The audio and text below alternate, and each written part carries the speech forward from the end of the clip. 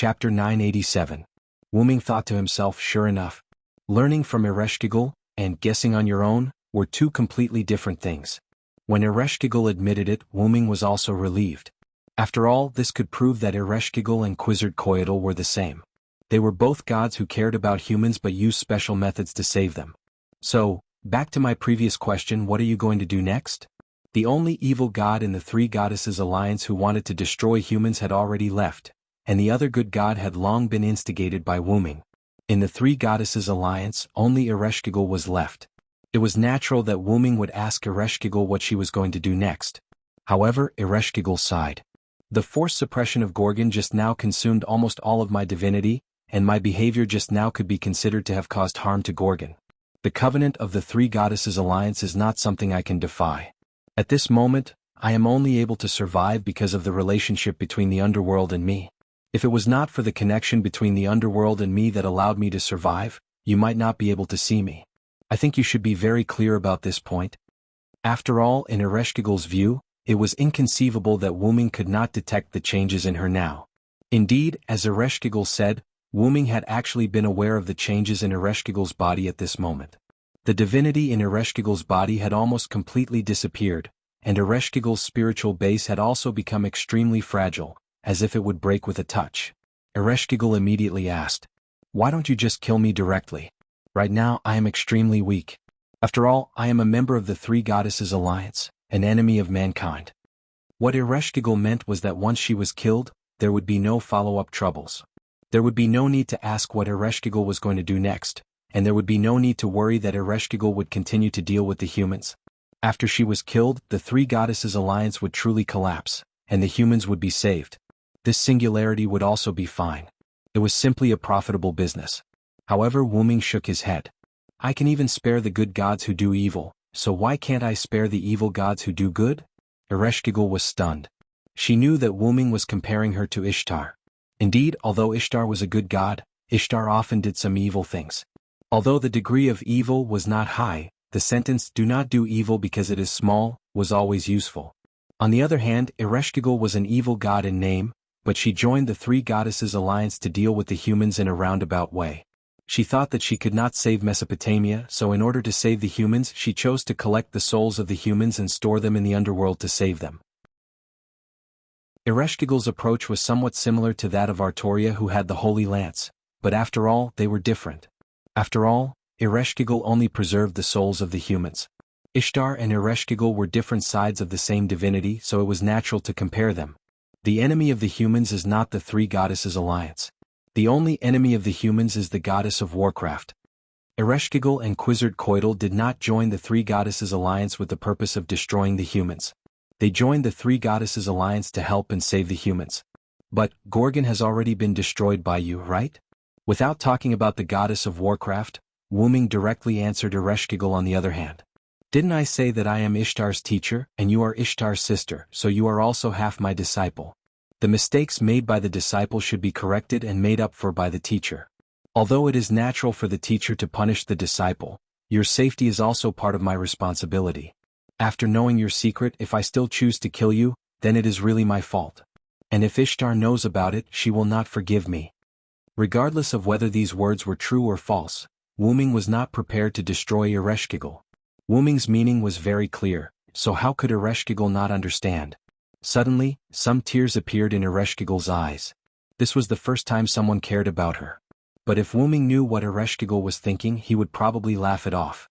With Ereshkigal's EQ, which was raised as a young lady who did not know about the world because she stayed in the underworld for a long time, she probably would not realize that someone cared about her. For example, Ishtar, who was actually very concerned about her half. However, one was too arrogant and did not show any concern, while the other's EQ was too low and did not notice the other's concern. This caused both of them to not realize the other's meaning, which was really regrettable. And the most important reason, then Wuming's tone changed. The goddess of warcraft is still alive. Ha! Ereshkigal was dumbfounded. Could it be that Gorgon was fake? Was that why Kinga did not come to save her? But that was impossible. Gorgon was completely real to Ereshkigal. How could he be fake? Then Wuming answered Ereshkigal's doubts. The real goddess of warcraft is Tiamat. Ereshkigal was stunned. But Wuming naturally knew what Ereshkigal wanted to say. She was just asking for the reason. The reason is that the fake Enkidu's body allowed me to kill Gorgon. Wuming's eyes narrowed. Huh. What kind of reason was that?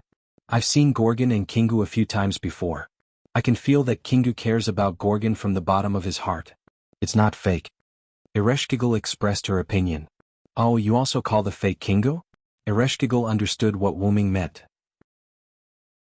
Of course, she knew that the fake Kingu was not the real goddess of Warcraft. That's what he calls himself. Let's just call him that for now. Ereshkigal sighed helplessly, probably because she felt helpless about Wuming's seriousness. Then let's call him Kingu. It didn't matter if he called the fake Enkidu or Kingu. After all, it was just a small matter. There was no need to harp on it. The key was the relationship between Kingu and Gorgon. As you said, Kingu's feelings for Gorgon are real. Then why did Kingu allow Gorgon to leave? Wuming followed Kingu into the underworld, but Kingu was nowhere to be found. This was very strange. Ereshkigal was speechless. Indeed, Kingu's feelings for Gorgon were real. But if that was the case, why did Kingu abandon Gorgon? The only answer is that Kingu's feelings are not for Gorgon, but for the goddess of Warcraft. Chapter 988. It was obviously wrong to say that Gorgon, who held part of Tiamat's authority, was not the goddess of magical beasts. However, it was also wrong to say that Gorgon was the goddess of magical beasts, because Gorgon did not have the authority to give birth to magical beasts. Gorgon had only borrowed Tiamat's authority. That was why Kingu often called himself the son of the goddess of magical beasts, and not Gorgon's son. Even if Gorgon is dead, the goddess of magical beasts is still alive. That's why Kingu abandoned Gorgon. The underworld extended in all directions, and there were many stone pillars and bridges. It was not difficult to circle around Wuming and return to the surface. Meanwhile, Wuming was chasing after Gorgon and Funbaba, and neglected Kingu. Ereshkigal was suppressing Gorgon at the time, so it was normal that she did not notice Kingu's location. Ereshkigal closed her eyes for a few seconds before opening them again.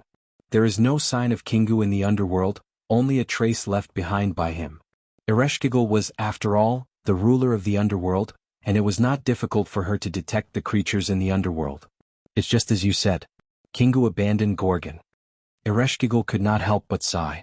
Although they were on different sides, Ereshkigal felt a little sad for Gorgon. No matter how many excuses he had, Kingu betrayed Gorgon. Betrayal was the only thing that made one's heart turn cold. This was a topic that no matter which dynasty, whether human or god, would sigh endlessly. Then Ereshkigal realized a problem. Wait. If the goddess of magical beasts is not Gorgon, but Mother, where would Mother be hiding? The Mesopotamia looked very big, but it was only a small area. The surface of the Mesopotamia was divided according to the forces, and most of the underground was occupied by Ereshkigal's underworld and Zhuge Kongming's noble phantasm. Tiamat's body was extremely huge, and it was said that her body was that of the dragon god. There was no place for her to hide. There was another important point. Tiamat was once exiled by the gods into the void, and it was not a place where one could casually come and go.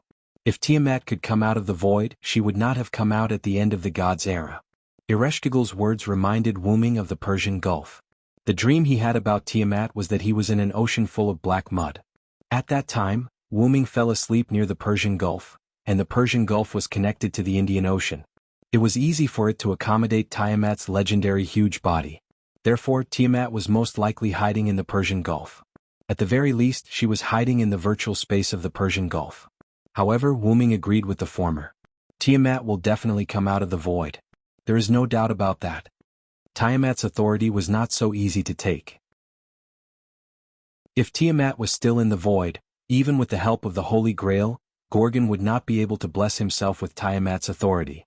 Wuming guessed that it was probably because of the collapse of human reason, coupled with Gidea's tricks, such as borrowing the power of the Holy Grail, that Tiamat successfully escaped from the void. For some unknown reason, she was sleeping somewhere in this world. Kingu was either simply there to meet up with Tiamat, or he was there to awaken the sleeping Tiamat. Wuming believed that it was the former. The black mud only appeared on Gorgon's body, and it did not invade the land. This means that Tiamat definitely hasn't come to this land yet, or she is also sleeping. In this regard, Ereshkigal nodded in agreement. If Tiamat had appeared in Mesopotamia, perhaps humanity would have been finished long ago, and they would still be able to resist for half a year. As the only native god in Mesopotamia's Sumer pantheon, it could be said that no one understood Tiamat's power better than Ereshkigal. Although she wasn't like Ishtar who could freely roam the world, Ereshkigal wasn't the kind of person who didn't care about worldly affairs. Ereshkigal was indeed quite reclusive, but not to mention that the garrulous spirit would bring her news of the surface, as her divine authority, peddling, would also tell Ereshkigal stories of the surface from time to time, whether it was about humans or gods. Otherwise, if Ereshkigal had stayed in the underworld for tens of thousands of years, she wouldn't have gone crazy from boredom. At the very least, Ereshkigal wouldn't be like a young lady who lived in a boudoir like she was now. It had to be said that time could erase the soul of an intelligent creature, but it could also erase the soul of a god. It was rare for Ereshkigal, who could only stay underground and endure the curse of being imprisoned, to have the temperament of a young lady. If Ishtar and Ereshkigal were to exchange identities, perhaps Ishtar would be imprisoned for a long time and her soul would collapse and become an evil god. Of course, this was only an if. After all, Ishtar's personality was cultivated. If they were to exchange identities from the beginning, the outcome would be unpredictable. All in all, Ereshkigal was a god after all. Even if she didn't understand the affairs of the humans on the surface, she wouldn't and couldn't not understand the affairs of the gods. Gods wouldn't change for millions of years, unlike humans who would change dynasties in less than 100 years or even a dozen years. The mother has an ability called amino-geese, also known as cell coercion. It can transform the captured life forms into creatures that will completely obey the mother's orders and become the enemy of humans. This is the mother's most powerful and terrifying ability. Hearing Ereshkigal's explanation, Wuming felt that this was similar to the black root mud. This was probably why Ereshkigal could still remain calm after Gorgon admitted that the black root mud was Tiamat's authority. However, Ereshkigal didn't know that the black root mud in Gorgon's body was the black root mud. Wuming wouldn't mistake it.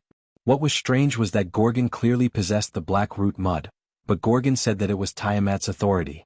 After all, Ereshkigal was a cornerstone that had been in the underworld since birth.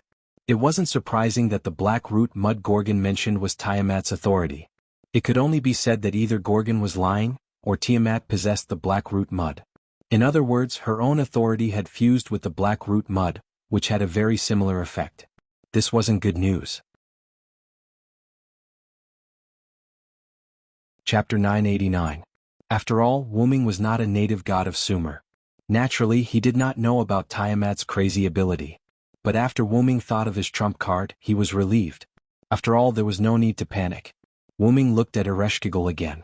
Move the underworld to a safe place. This way Tiamat will not endanger you. As long as the underworld was moved to the north or below the mountains, as long as the underworld was not connected to the surface, Tiamat would not affect Ereshkigal underground. However, Wuming's words made Ereshkigal unhappy. I am also on the side of humans. Don't think of me as the same as Ishtar. Hearing Ereshkigal's complaint, Wuming could not help but smile. First of all, Ereshkigal did not understand Ishtar. Ishtar would not run away at such a critical moment for the survival of humans. Probably in Ereshkigal's mind, Ishtar was the greedy goddess who was addicted to treasures and overestimated herself. Second of all, Wuming also felt gratified for Ereshkigal. Ereshkigal's words also represented that Ereshkigal had answered Wuming's question. In short, it was good that Ereshkigal had the heart. Anyway, she could not do the specific thing. After all, you can't leave the underworld. There's no doubt about that. This was a hard point.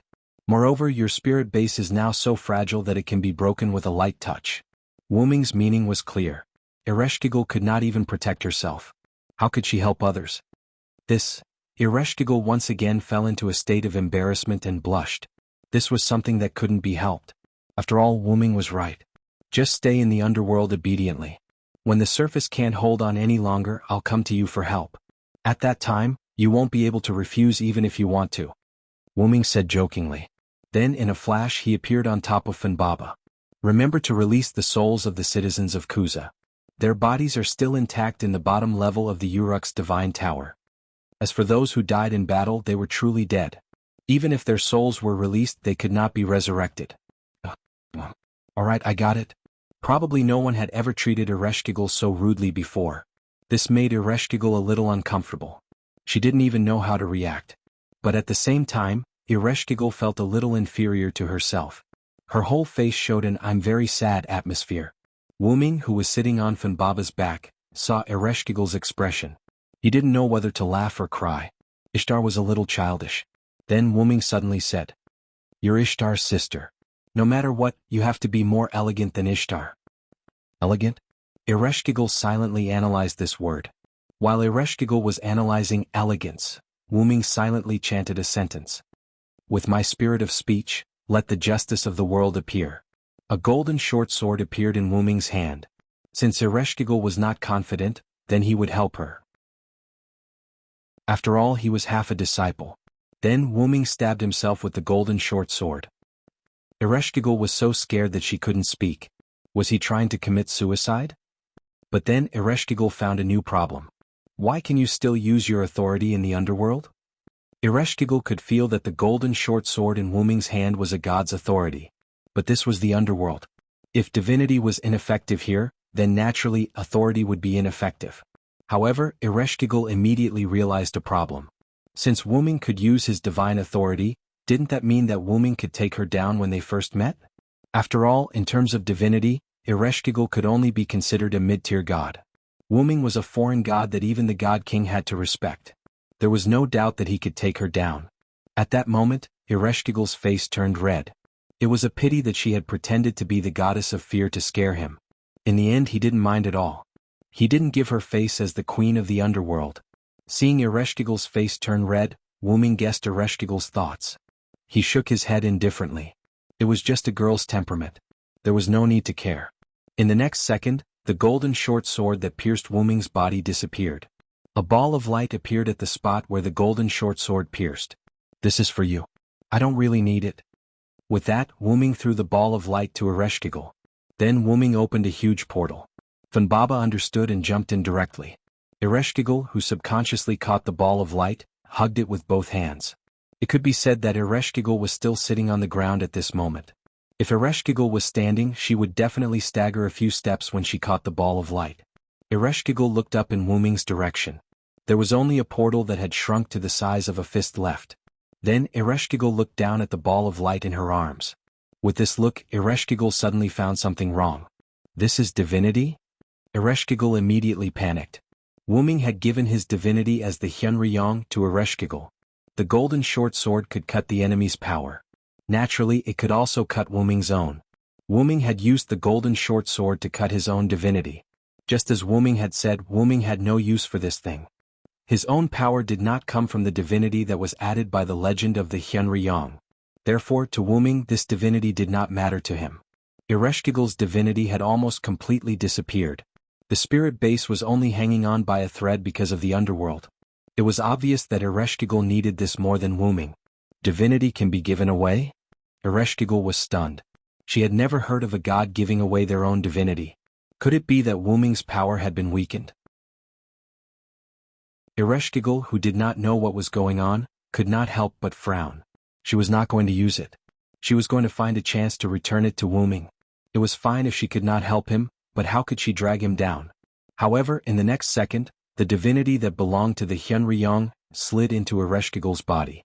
Suddenly, Ereshkigal was surrounded by a golden light.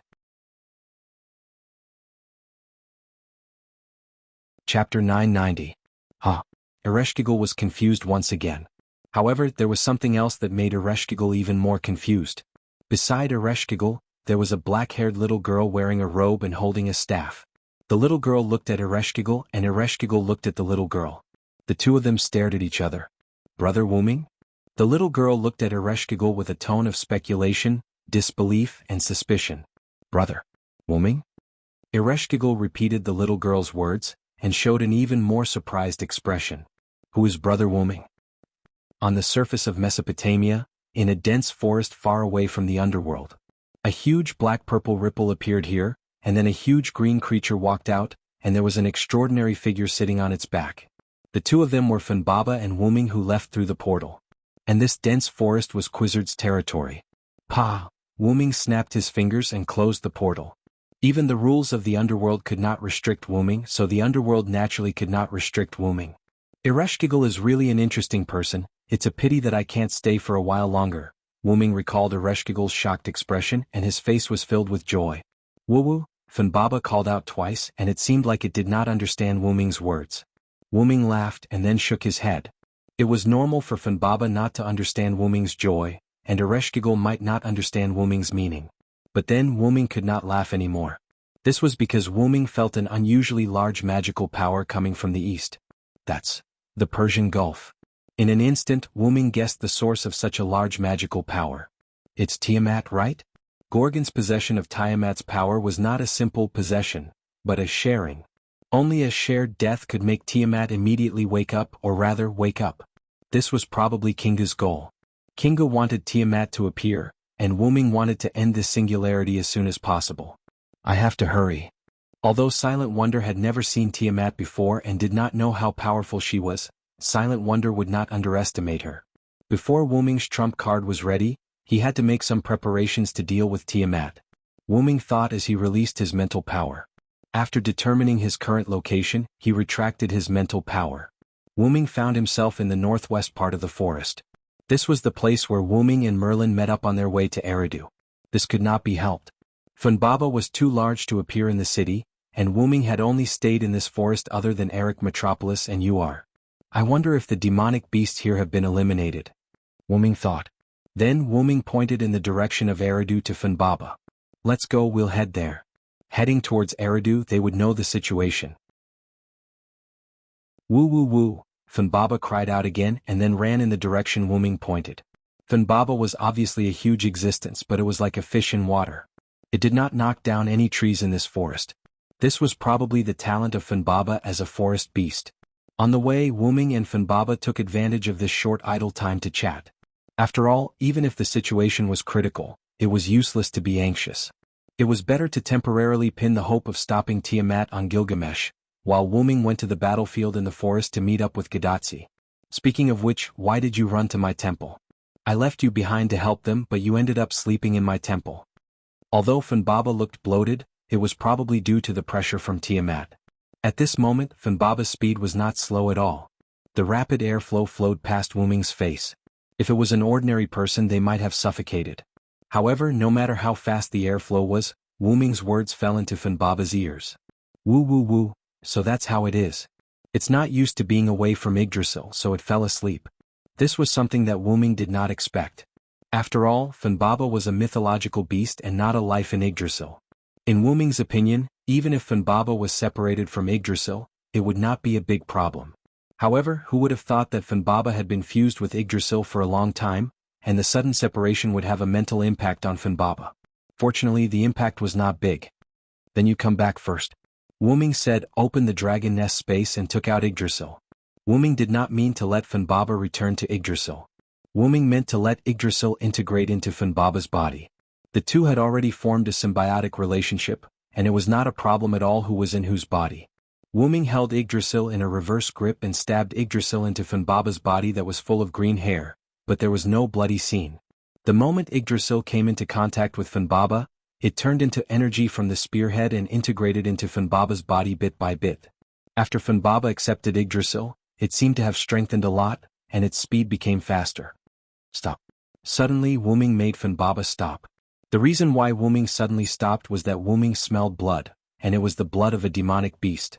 The blood of a demonic beast was not the same as human blood, so it had a different smell from human blood. Wuming could naturally smell it in an instant. As for Funbaba, whose sense of smell was more sensitive than Wuming's, it had already smelled the scent of a demonic beast, but they were all dead, so Funbaba did not report it to Wuming. Wuming closed his eyes and spread out his mental strength. In an instant, the nearby scene appeared in his mind. On the side of Wuming, a large number of trees had collapsed and were destroyed. One after another, demonic beast corpses were lying among the destroyed trees. A large amount of purple blood stained the ground and the destroyed trees. Not only that, but even the surrounding intact woods also had demonic beast corpses. And in the center of the collapsed area, a huge red demonic beast was lying there, its head separated from its body. Most of the purple blood in this area was actually provided by this huge demonic beast. Demonic beast commander? Wuming frowned. The size of an ordinary demonic beast could not reach that level. Only a demonic beast commander could explain this. Judging from the death of the demonic beast commander, Gadotsi and the others must have won. Chapter 991.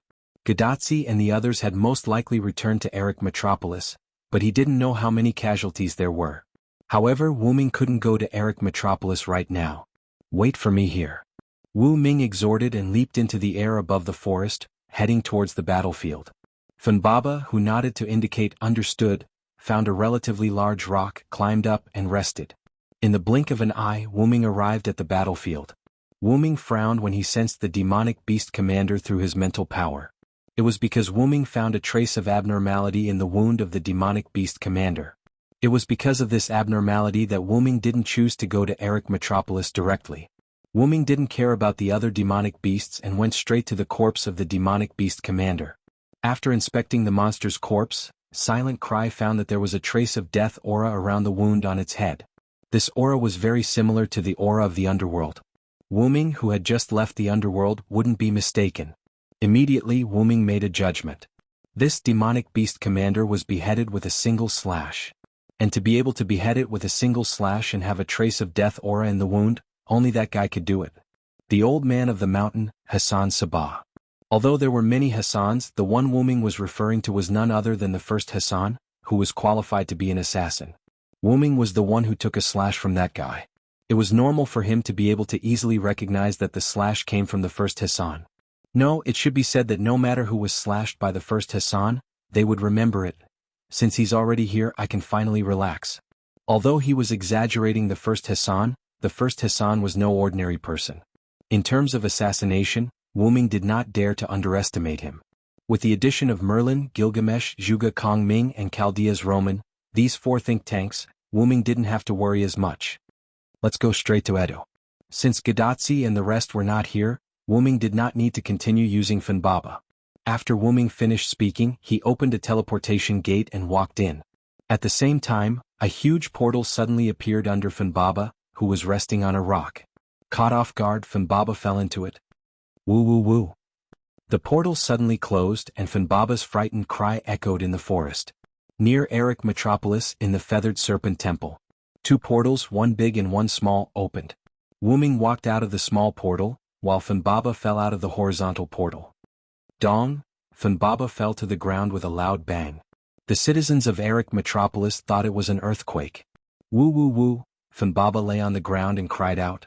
Its head rubbed against Wu Ming as if it was in pain. However, others did not understand Funbaba, but Wu Ming did. Funbaba was not hurt at all.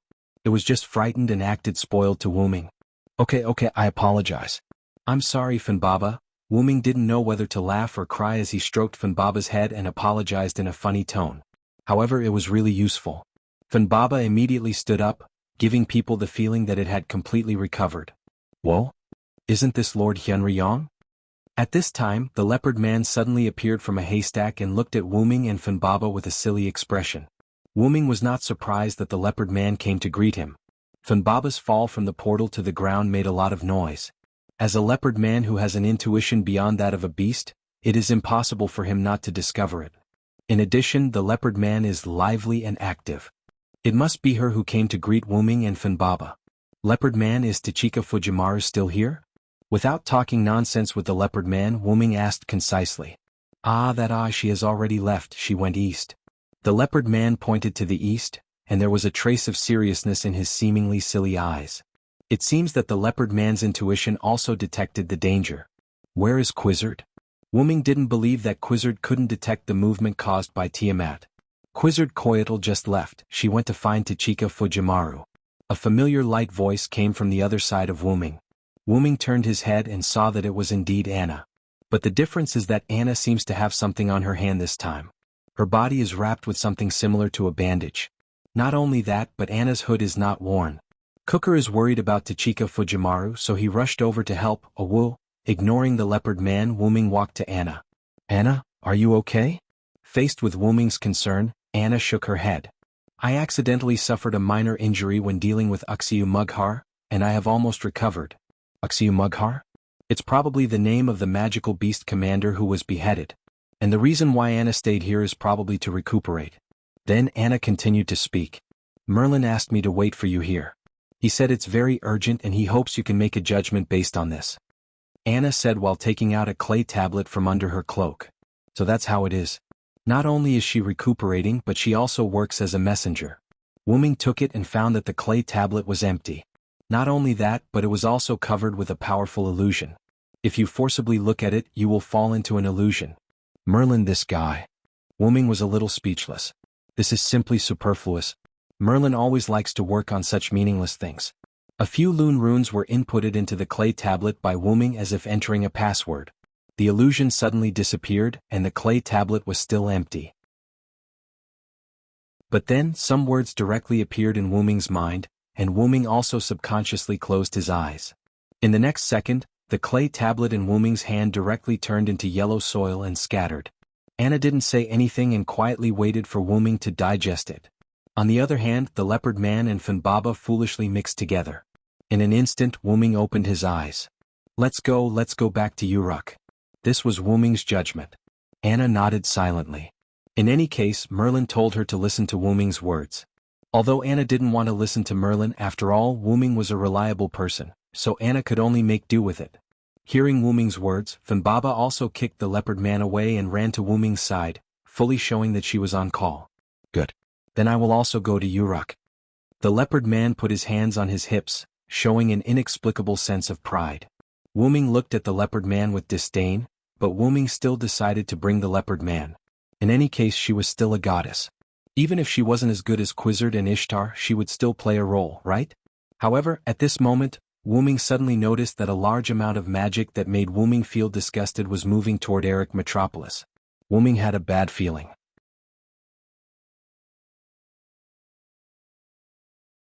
Chapter 992.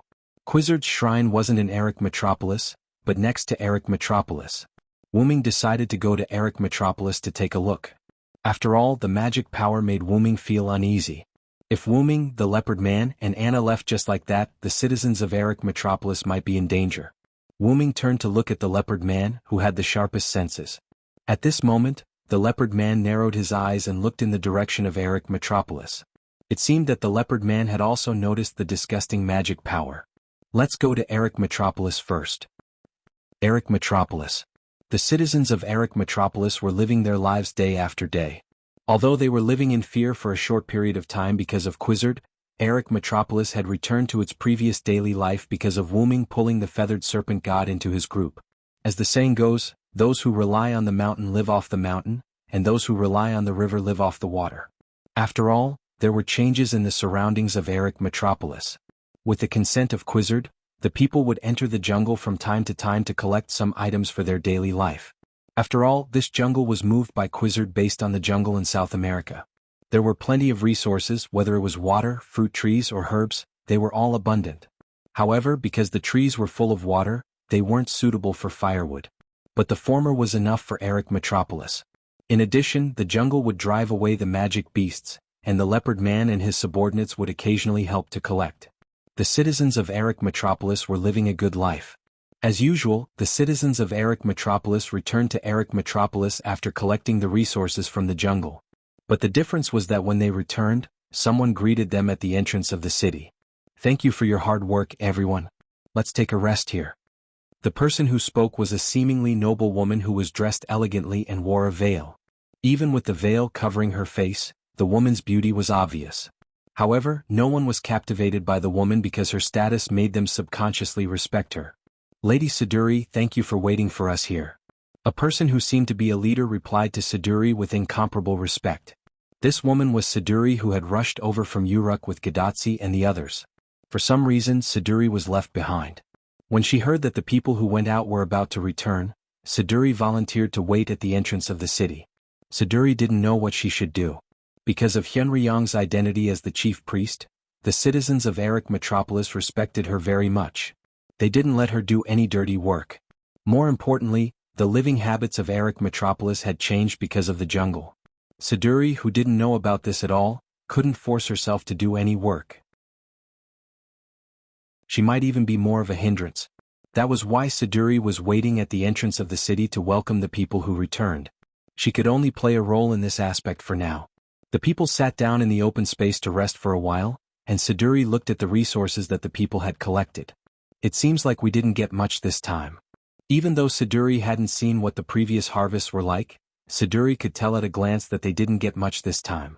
After all, the amount this time was pitiful. The people only had a few jars of water and some fruits with them. That was all.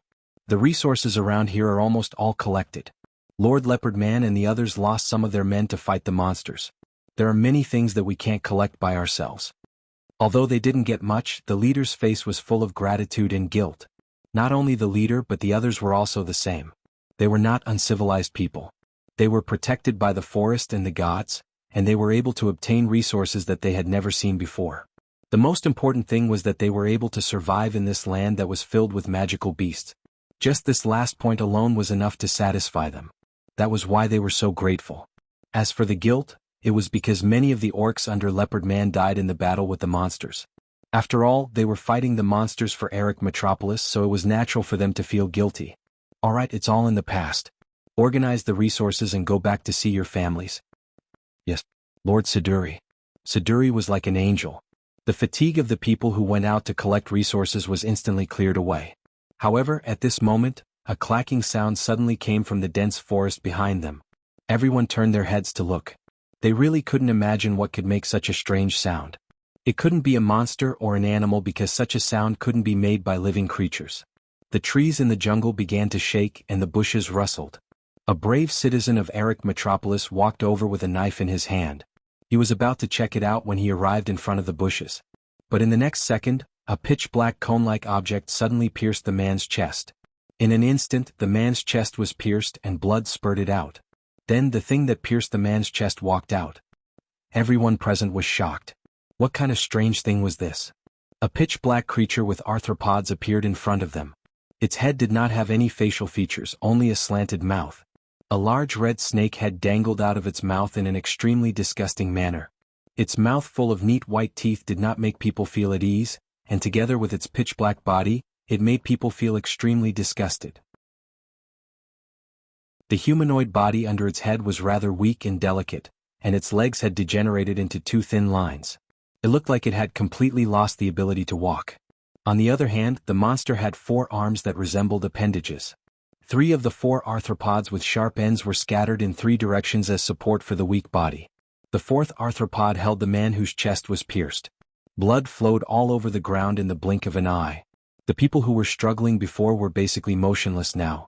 Some words that people couldn't understand came out from the mouth of this strange thing that they had never seen before. Everyone who heard it felt uncomfortable. Coupled with the appearance of this unknown thing, it was a complete visual pollution. There was no doubt that the demonic beasts were wreaking havoc on this land. Although the people of Ailidu were protected, it was precisely because of this that they had nowhere to vent their frustrations unless they went to the battlefield. Their nerves were now extremely sensitive and tense. And now their tense nerves seemed to have been cut by this visual pollution. Many people felt despair, fear, and terror in their hearts. And in the next second, this fear intensified.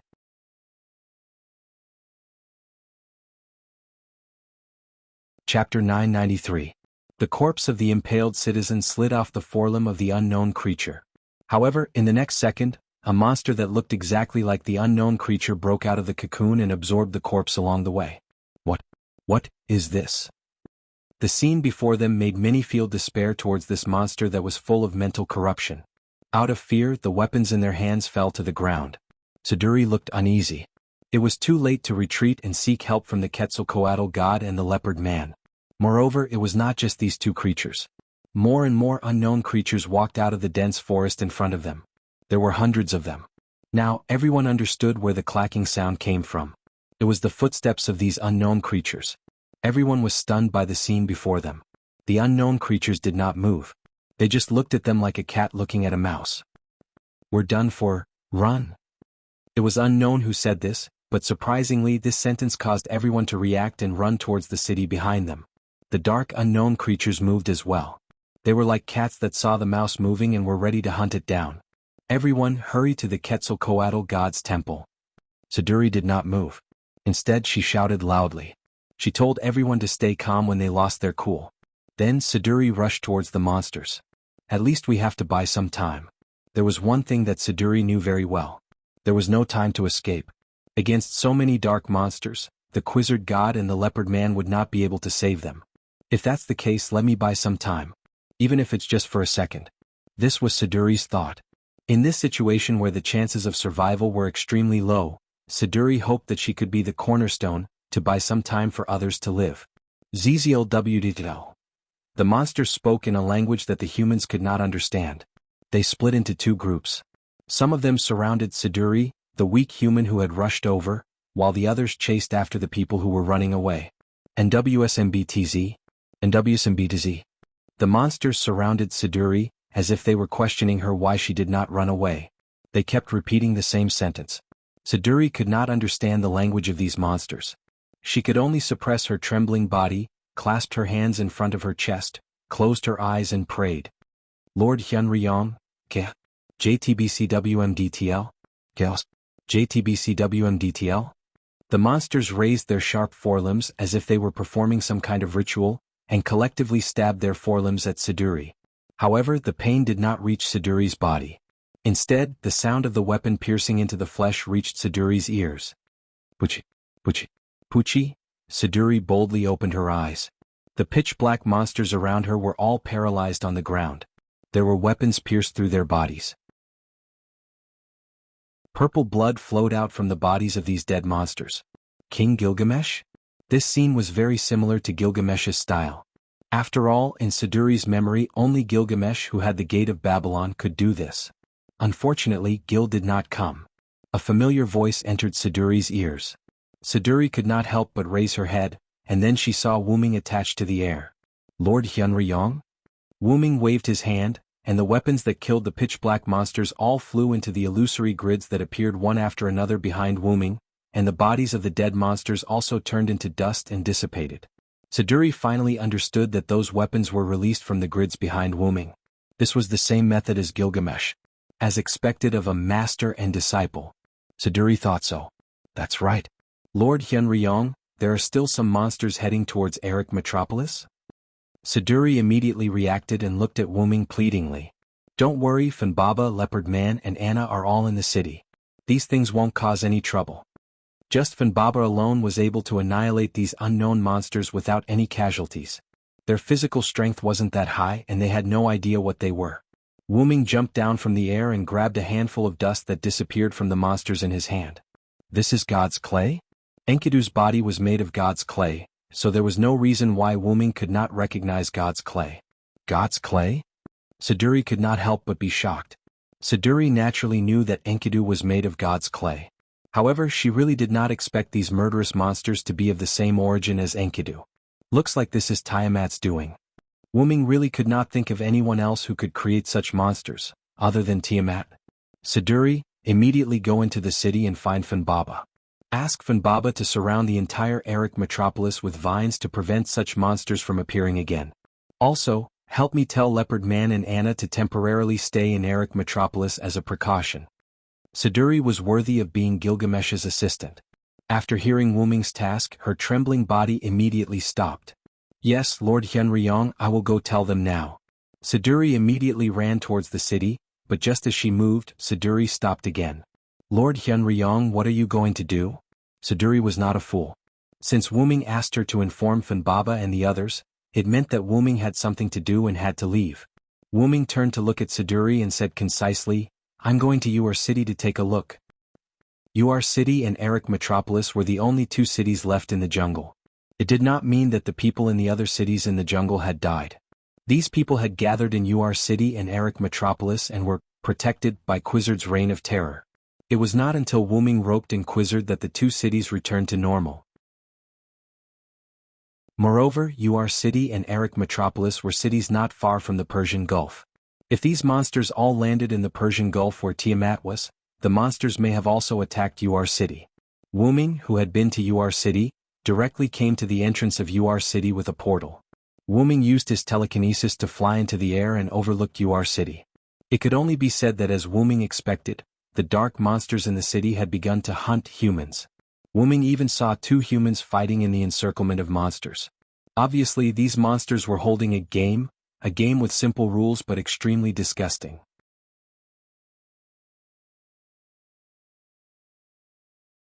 Chapter 994. Letting two people duel and telling them that only one of them could survive. Otherwise both of them would die. The former's promise and the latter's threat allowed both parties to duel without any qualms. This could be said to be a vivid depiction of the ugliness of human nature. To be honest, Wu Ming hated this kind of game. There were only two outcomes to this kind of game. Either the victor would survive or there would be no survivors. Obviously, the game of these monsters was the latter. The victor would also be killed. The winner, who had already killed his opponent before Wu Ming arrived, sat on the ground, paralyzed. After he recovered, he stood up and looked at the monsters around him with excitement. At this moment he felt the joy of being able to live in his heart. However, the monsters around him surrounded him and raised their forelimbs, ready to kill the winner. What? I won? I listened to you and killed him. Ah. The victor let out a voice that fell from the peak of hope into the valley of despair. His face was crumbling. Obviously, these monsters let two people duel for the sake of pleasure. They would not let anyone go. It had to be said that this was very suitable for the monsters. Only monsters could have such twisted pleasure that it made people want to vomit. The meaningless killing instantly made Wu Ming furious. With a furious expression, Wu Ming waved his hand. Countless chains extended from Wu Ming's sleeves. The sharp chains flew towards the monsters in Wu Ming's sight. Poochie, poochie, poochie, poochie, poochie, poochie. In an instant the sound of weapons piercing through flesh could be heard. All the monsters in Silent Cry's line of sight were pierced through by the heavenly lock, which was the weak point of most creatures. These monsters turned into ashes and dissipated. Sir Hyun-Ryong. Seeing that Wu Ming had saved his life, the winner immediately knelt down and thanked Wu Ming. Not only him, many people in UR City who were about to be killed were also saved by Wu Ming. They all knelt on the ground, praying and thanking Wu Ming sincerely. However, Wu Ming was not in a good mood at the moment. When he flew over the head of the winner, Wu Ming used magic power to transmit a message to him. You will live the rest of your life in guilt and atonement until you die. These curse-like words lingered in the ears of the victor, causing him to tremble with fear. The winner suddenly raised his head, but Wu Ming had already disappeared. Only the winner was left sitting in the same place with a look of horror and guilt. In the shadows of UR City, Wu Ming strolled over. Wu Ming did not blame the winner for killing his opponent in order to survive. After all, any smart person would know that there was nothing he could do about it. But even though there was nothing he could do about it, Wu Ming's curse-like words to the winner was the price he deserved. Also, Wu Ming didn't come for a stroll in the shadows because he was annoyed. He came to kill the monsters that were hidden. As for how to find these monsters, it was not difficult for Wu Ming to release his mental power to cover the entire UR City. The monsters had a unique magic power that allowed Wu Ming to find them easily. A few monsters that were lucky enough to escape Wu Ming's sight and were not killed by the Heaven Lock charged out from the shadows, raising their two sharp forelimbs to stab at Wu Ming. But in the next second, the Heaven Lock that appeared from the golden ripples around Wu Ming pierced through their bodies from top to bottom. A few monsters turned into ashes. One of the monsters that was not completely dead struggled and tried to extend its forelimbs to Wu Ming, and to Wu Ming's surprise it said, "You are also the child of your mother, why are you helping humans?" But in the next second, it turned into ashes and disappeared with the wind. The child of my mother. Wu Ming frowned. That's right, Wu Ming could understand the words of these monsters. He could understand the words that sounded like the whispers of the ancient gods. That was why Wu Ming was surprised. And the words of the monster just now reminded Wu Ming of the first magical beast commander he met, Ulidim. At that time he also said that Wu Ming was the child of Tiamat. However, Wu Ming was sure that he had nothing to do with Tiamat. It's probably because the later generations fabricated that Hyun-Ryong and Tiamat are related.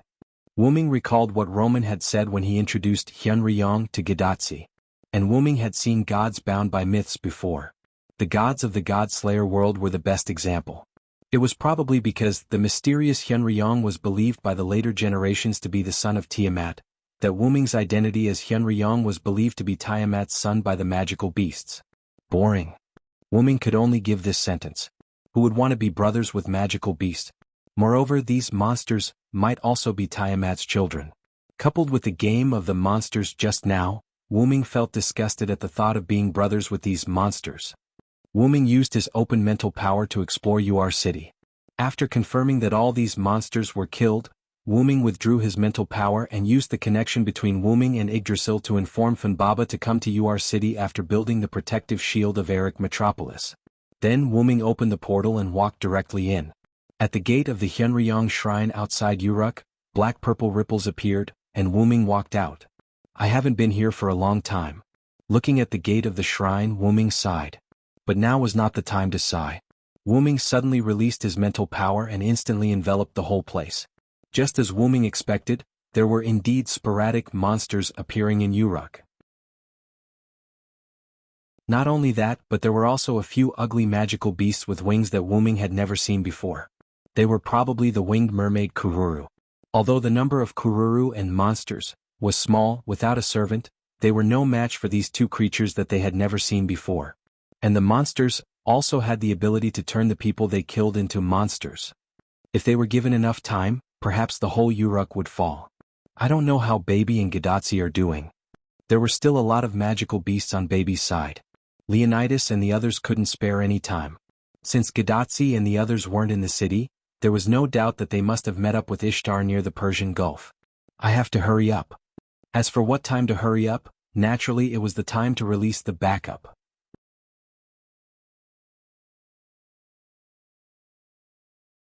Chapter 995. Wu Ming retracted his mental strength and walked straight into the temple without a door. He came to the Hyunryong statue. The Hyunryong temple was indeed abandoned. This was an undeniable fact. However, when Wu Ming returned to the Uruk last time, he did something to the temple just in case. Wu Ming's spiritual base left a barrier in the temple statue that was comparable to a precious artifact. No, it should be called a precious artifact barrier in the god's generation. Wu Ming floated up and pressed one hand on the head of the Hyunryong statue while chanting. The gods will eventually retreat, and the mythological era will inevitably come to an end. An ethereal voice that contained magic came from Wu Ming's mouth. Along with these words that were filled with magic, the Hyunryong statue emitted light like a piece of shining jade. Those who have been enlightened need not be guided. Only the protection of the end, like a firefly burning. The light of the unpolished jade turned into specks of fireflies and dispersed into the air. My God, restore, bless the world with this body. In an instant, the Hyunryong statue was completely shattered. The shattered statue turned into specks of light, and along with the powerful magic that was released when it was shattered, they dispersed in all directions. They passed through the temple's walls and floated into the air. If someone took a closer look, they would realize that these specks of light that contained a powerful magic that passed through the temple floated above the Uruk. This was indeed the case. In the next second, a light film suddenly appeared above the Uruk and enveloped the entire Uruk in the form of a protective shield. The moment the Uruk was enveloped by the light film, a large number of specks of light scattered everywhere in the Uruk like phosphor powder. The monsters and Kururu in the light film all exploded and died the moment they came into contact with the phosphor powder. However, the humans were not affected at all. Roar! A dragon's roar came from the sky, and the shadow of a huge dragon appeared on the light film. It was Wu Ming's dragon-shaped shadow. It's Hyunryong-sama? Hyunryong-sama has blessed us. Hyunryong-sama? Thank you, Hyunryong-sama? For a moment, the Uruk citizens knelt on the ground and prayed to the shadow on the light film in the sky. In the central tower of the Uruk, Gilgamesh, who saw this scene, was relieved. Well done. As expected of you, Hyunryong, Gilgamesh praised Wu Ming without hesitation. As for Wu Ming's seat, he used a teleport portal next to King's seat. However, Wu Ming did not have the slightest bit of pride. Instead, he shook his head. I prepared it just in case. I hope that I will never have to use it. After all, if he did not use it, it meant that the Uruk was fine. If he used it, it meant that the Uruk was threatened. Wu Ming hoped that the latter would not come. However, things did not go as he wished. Wu Ming had no choice but to use the noble phantasm. At that moment, Gilgamesh no longer commented on this matter. Instead, he changed the topic. What do you think about the awakened Tiamat? He put aside the clay tablet in his hand. There was no need to deal with government affairs now. Then, Gilgamesh pointed to the seat on the left and motioned for Wu Ming to sit down. I have a trump card to deal with Tiamat, but I still need some time. Wu Ming sat down and said. The northern wall is still under attack from the demonic beasts. General Leonidas and the military counselor can't get away for a while. Otherwise, it would be best to let the military counselor stall for time. Zhuge Kongming was famous for his defense. It would be foolproof to let him make a plan to stall for time. However, Chaldea is also a good candidate. You can discuss with them. This king can only be used to command the soldiers to repair Nabistin's tooth. Gilgamesh, who had sealed most of his noble phantasms when he became the Sage King, did not have much combat power. The strength of the old Gilgamesh and the young Gilgamesh were worlds apart. However, in terms of non-combat, Gilgamesh did a good job. For example, he created Nabistun's tooth. Because of Zhuge Kong Ming, the incomplete Nabistun's tooth was successfully developed 3 months ago. It was installed in the southwest of Uruk as a defensive device. However, what was interesting was that Nabistun's tooth was basically useless. The monsters rode on the winged Kururu and easily crossed Nabistun's tooth. Although Ishtar and Gadatsi were there to stop them, some of them still arrived in Uruk alone. If Wuming did not use the one-time noble phantasm sealed in the Hyunryong statue to protect the Uruk, Gilgamesh would have to deal with those demonic beasts himself. Speaking of which, what are those monsters? Their bodies are made of God's clay. Gilgamesh's pupils shrank when he heard Wuming's words. Obviously, Gilgamesh had no idea what they were. Roman from Chaldea should know what they are, but the people from Chaldea and Ishtar are fighting the monsters and the Kururu in the southwest Persian Gulf. Even Merlin is there. However, this king doesn't have the means to contact them, so he can't contact them at the moment. Gilgamesh had another layer of meaning. He did not know much about the current situation, so he could not say much. However, Tiamat's awakening is beyond this king's expectation. Gilgamesh used his clairvoyance to see the future, but Gilgamesh saw those things in his dreams. After he sealed those things on the Destiny Tablet, Gilgamesh forgot what he saw. This was normal for humans. When a person woke up, he could only remember the dream for a short time. Once he was completely awake, the dream would be forgotten. The most reliable way was to record it on the spot. However, since he recorded it on the Destiny Tablet when he was half awake, it was reasonable for Gilgamesh to forget where the tablet was. Due to the tense situation, the tablet was not found at all. However, it did not matter if it was not found. After all, the enemy now was Tiamat. The Holy Grail is not with Gorgon either. It is most likely with Kingu or Tiamat.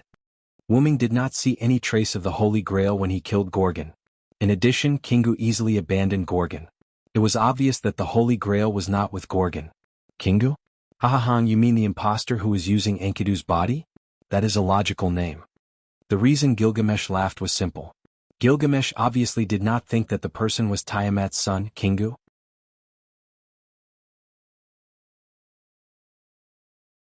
Chapter 996. If it was an ancient god like Kingu, there was no need for him to take over Enkidu's body. This would lower his own status, so that Kingu must be an imposter as well. But Kingu was Tiamat's son, which was quite fitting for the imposter Enkidu. Speaking of which, Merlin told me something through the stone tablet. Oh, Gilgamesh showed an interested expression. It was obvious that Merlin was also hiding something from Gilgamesh. Merlin cast an illusion on Tiamat when he was in the Utopia, and kept Tiamat in a state of deep sleep, which led to Gorgon's appearance. Wuming told Gilgamesh about the letter Merlin wrote that he obtained from Anna. Kingu used the Holy Grail to connect Tiamat's 100-beast embryo authority to Gorgon's body, so that Gorgon could use the 100-beast embryo authority that was still in Tiamat's body, and through Gorgon's death, he could affect Tiamat and cause her to wake up from the illusion. For the record, this was something that Merlin discovered later. When Wuming used force to injure Tiamat's transformed Gorgon and caused Gorgon to return to normal, Tiamat woke up for a short while, but she immediately fell into a deep sleep. But even though it was only for a short while, it still caused serious injuries to Merlin. But because Tiamat did not wake up, Merlin did not suffer any fatal injuries. In other words, Gorgon's exit caused Tiamat to wake up. Gilgamesh did not blame Wuming. After all, Gorgon was an existence that had to be defeated, and Tiamat waking up was just a matter of time. Actually, I had a rough guess. I wanted to keep Gorgon and wait until I had prepared my trump card before attacking Gorgon, but Gorgon's state was really strange. I was afraid that something would happen if I delayed it too long, so I let Gorgon leave. Gilgamesh nodded and did not blame Wuming. In addition to Gorgon's mental state being abnormal, there was another important reason. Gorgon had already fought his way to the North Wall, and Gorgon couldn't possibly break through the wall. Furthermore, knowing that the enemy was Goddess Tiamat was not without its benefits. At the very least, he knew that defeating Goddess Tiamat would save the singularity. By the way, is Siduri still with the feathered serpent god?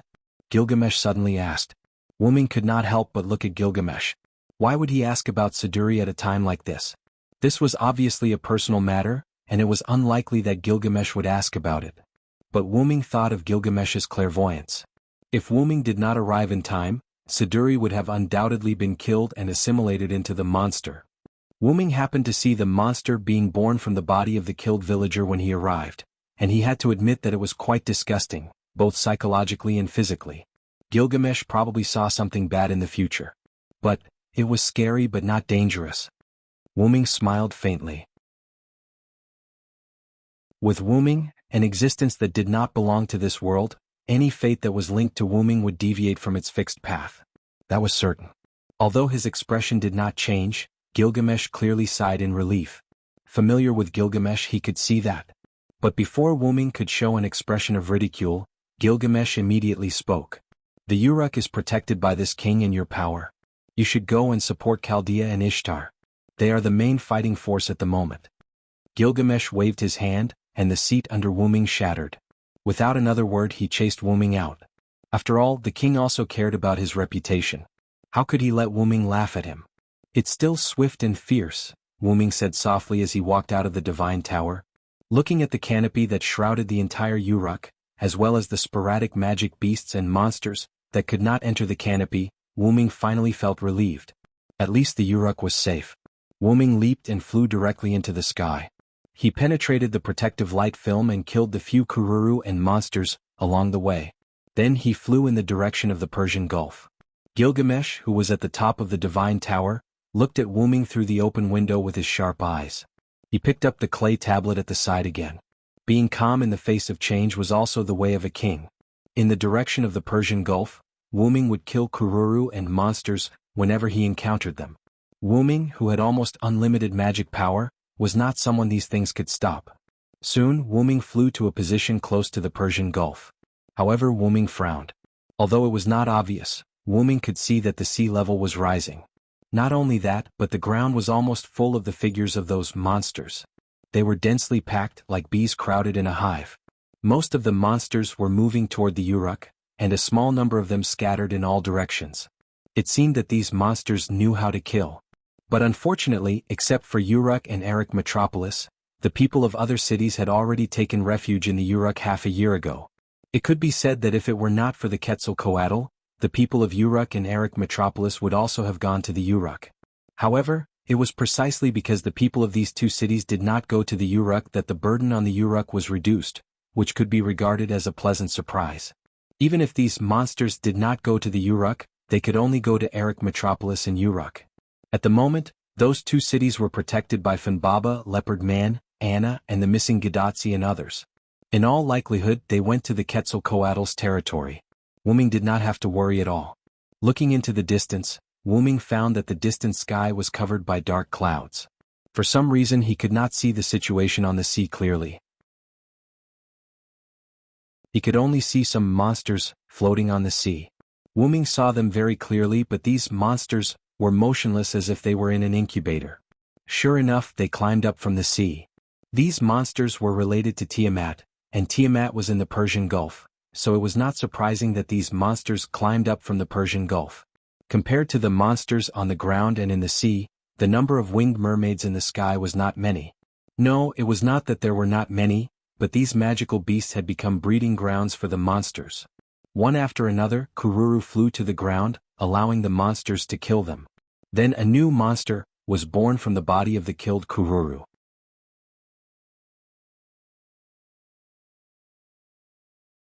Chapter 997. Perhaps it was because they had absorbed Kururu, these monsters were taller than the other monsters that came ashore from the sea. Their bodies were bigger too. Their originally shriveled and weak bodies had become slightly bulkier. They looked a little stronger. However, Wuming wasn't here to see the demons and monsters. No matter how powerful these monsters were, as long as the final enemy, Tiamat, was defeated, these things would naturally fall apart without a fight. Wuming was there to discuss with Gadatsi and the others. Let's go to Erech Metropolis and Ur City. In fact, Wuming could sense Ishtar's general location through the contract between him and Ishtar. That location was in the direction of the dense forest. Moreover, Wuming did not see Gadatsi all the way from Uruk. The probability of her being killed by these monsters was too low. Could be said that it was almost zero. Putting Matthew aside, Quizzard and Ishtar, the two Venus goddesses, were also there. Moreover, the first Hassan might be hiding in the dark to follow Gadatsi and the others. In short, Gadatsi would definitely be fine. In this way, Wuming would think that Gadatsi and the others had gone to the dense forest. After killing all the kururu that surrounded them, Wuming did not intend to kill the monsters on the ground. In the entire Mesopotamia, other than the guards at the north wall, there were only humans in the dense forest of Uruk and the Quetzalcoatl. Wuming did not encounter Gadatsi and the others along the way, which meant that they had gone to the dense forest. The Uruk had Wuming's one-time use relic as insurance. The north wall was too far away from here. Gadatsi and the others were in the dense forest. All three places with humans were safe. Wuming did not need to kill these monsters that would continue to be produced. It was still the same statement: after defeating the goddess Tiamat, all problems would be solved. Ur City and Erech Metropolis were not far from the Persian Gulf. Not only Wuming but the monsters also soon arrived at these two places. Outside Ur City, Funbaba did not have time to build a vine barrier as the monsters came one after another not long after Funbaba arrived. Hence, Ur City was still the same as before, with only the dense forest around it as a natural defense. However, the dense forest was a natural hiding place for these monsters. It could be said that the dense forest did not help. However, it was fortunate that Finbabar was not fighting alone. A figure was flying in the sky. Several flashes of light flashed from the huge bow-shaped weapon of the figure from time to time. Countless monsters were blown away, and the energy generated from the explosions was enough to shatter these monsters. On the ground, a figure was wreaking havoc among the monsters. The explosions did not affect or damage this figure at all. Instead, every monster that came into contact with this figure would be split in half. This was the effect of the strangle skill. These two figures were Ishtar and Quetzalcoatl, the two goddesses of Venus. On the other hand, Gadatsi and Matthew gathered the people in Ur City and gathered them in a house that occupied a relatively large area. "Quick, everyone, come here." Funbaba took the opportunity to summon vines outside the house to surround it. Considering that the limbs of the monsters were quite sharp, Funbaba's vine barrier, whether it was in Erech Metropolis or here, was thicker and could automatically regenerate. It did seem powerful and effective, but it also meant that Funbaba had to spend a lot more mana, energy and time to use it. And because the monsters were approaching, Gadatsi and Matthew kept gathering the people here. They wanted to let the people gather in one house first. After all, building a vine barrier around this big house was much easier than building one around the entire Ur City. Fortunately, Ishtar and Quizard were helping to deal with the monsters, so Funbaba had time to build the vine barrier. But probably because the humans' discovered signal was sent to the group, the number of monsters increased, and Ishtar and Quizard gradually found it difficult to deal with them. Unable to focus on Funbaba, Gadatsi, and the people behind them, the two of them had to concentrate on fighting the monsters. And because of this, the two cunning people accidentally exposed a few of the monsters, and allowed them to rush to the house that had not yet been fully built. Chaos, chaos, chaos, chaos. The monsters rushed toward Gadatsi with an incomprehensible voice. Matthew dashed behind Gadatsi. "Senpai, please be careful." Matthew blocked the monster, and looked at Gadatsi worriedly. Gadatsi did not care about his words of comfort because she saw a few more monsters running to the front of the house.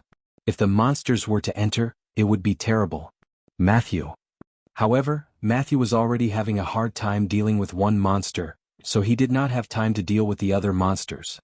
"Funbaba, please?" Gadatsi had no choice but to ask Funbaba for help. However, Funbaba was minding his own business and ignored Gadatsi. At this moment, a figure rushed out of the house. It was the winner from before. Ah! He held a wooden stick in his hand and rushed to the monster, under the surprised gazes of the other residents. It seemed that he wanted to stop it, even if the price was death. "Be careful." Gadatsi could not help but shout. However, in the next second, the wooden stick of the winner was cut off by the monster, and its blade-like forelimbs slashed across the winner. However, under the shocked expressions of everyone, including Ishtar and Quizard, the monster turned its head in puzzlement. In the next second, the golden chain passed through the monster's head, and the monster turned into ashes. Walalal dash. Poochie, poochie, poochie. The monsters that crossed the line of defense of the two Venus goddesses were all killed by the chains that penetrated their brains and turned into ashes. The one Matthew dealt with was no exception.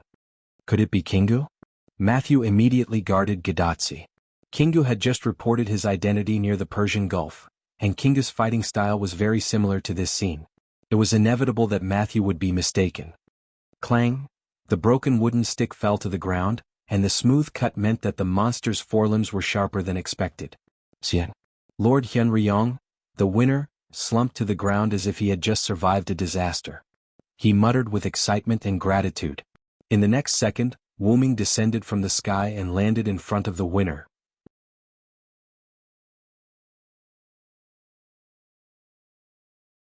Chapter 998.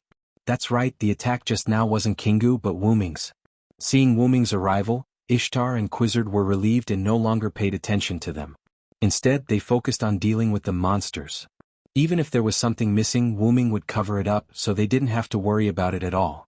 On the other side, the winner touched his body with lingering fear. He clearly remembered that the monster just split him open. As expected of Hyunryong, the use of space magic is superb. The device on Gadatzi's wrist issued Roman's exclamation. Space magic. Gadatzi was puzzled. Senpai, it's actually like this. After all, Matthew was a servant. He saw the scene that just happened, so he simply explained it to Gadatzi. When Ramu's attack slashed down, Matthew saw a very thin space crack appeared in front of the winner. The size was just enough to accommodate Ramu's attack. When Ramu passed by the winner, it actually entered another space, so the winner naturally had nothing to do with it. So that's how it is, I didn't see it. Sure enough, assassin is very reliable. Gadatzi smiled foolishly, which made Matthew didn't know how to complain. On Wuming's side, he heard the conversation between Gadatzi and others, but he didn't interrupt Wuming. Indeed, as Roman and Matthew said, Wuming used the so-called space magic, the portal, to help the winner block the attack. Looking at the winner sitting on the ground, Wuming spoke. There are many ways to atone for your sins. Death is just an escape.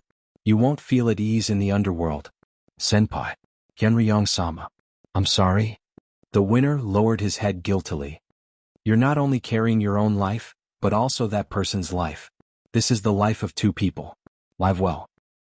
He patted the winner on the shoulder, and then left the winner sitting on the ground with a thoughtful look. Wuming walked toward Gadatzi while looking at Funbaba. Funbaba, go and help Ishtar and Quizzard. Woo. Funbaba immediately joined the battlefield. Assassin. Gadatzi waved her hand and ran toward Wuming. But then Gadatzi showed a dissatisfied look. Why won't Funbaba listen to me? Wuming couldn't help but laugh when he heard Gadatzi's question. In fact, Funbaba didn't make a move because of Wuming's order. Wuming wanted to see how determined the winner was. Although his body was trembling, he had the determination to face death. Since that was the case, carrying the lives of two people was what he should do now. Probably because he saw me coming. Wuming said perfunctorily. Wuming glanced at the crowd and didn't see Merlin. He couldn't help but ask Gadatzi. Where did Merlin go? Could it be that he died because of Goddess Tiamat? Merlin said in the letter that he would be fine, but now that he couldn't see Merlin, Wuming thought that Merlin died. Mr. Merlin went to Eric Metropolis. He said that Ishtar, Quizzard, and Funbaba are here, so he didn't have to worry, so he went to Eric Metropolis alone. Although that was what she said, the worry between Gadatzi's eyebrows wasn't fake. Merlin was injured because of Tiamat before, and Ramu's figure was everywhere in the forest. It would be a lie to say that she wasn't worried. However, Merlin insisted on going. Gadatzi and the others couldn't persuade him, so they could only compromise. Merlin probably had his own thoughts. After all, it wasn't only the Tablet of Destiny that had prophecies. With this thought in mind, Wuming didn't continue the topic.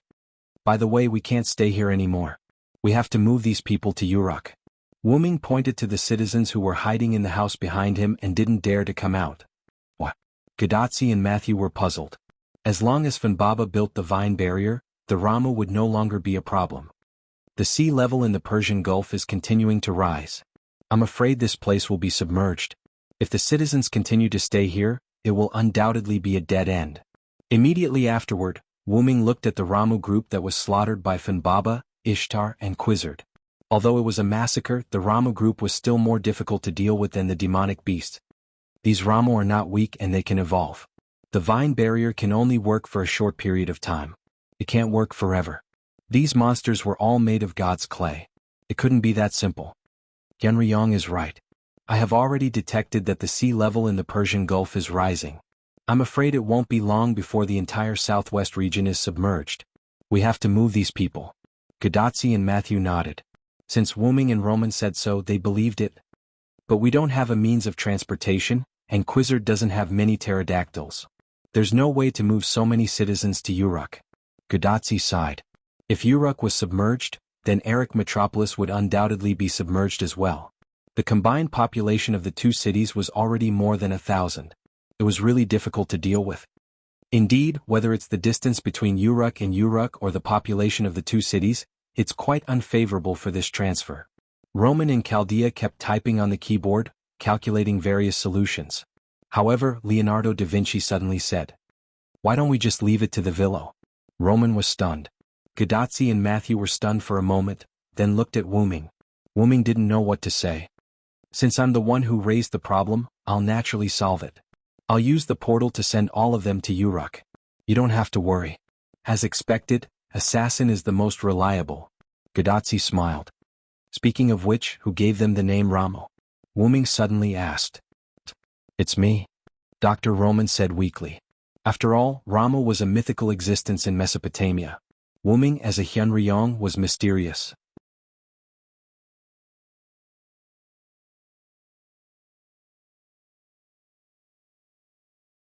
Chapter 999.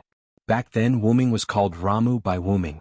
No matter how stupid he was, he should know that Hyunryong's identity had most likely become one of the 11 sons of Tiamat, which meant that Wuming was also considered Ramu, and these monsters were also called Ramu.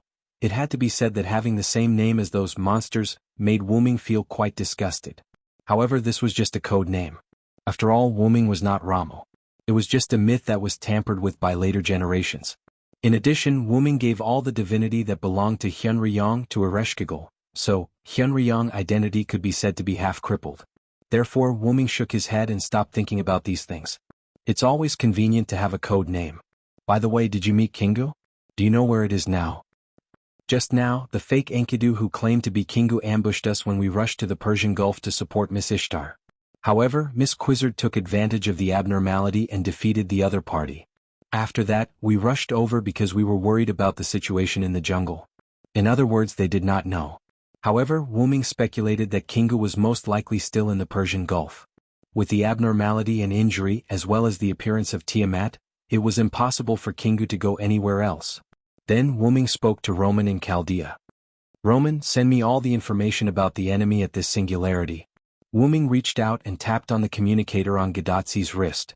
Although it was a request, when Wuming touched the communicator, Chaldea's data was lost. Hey.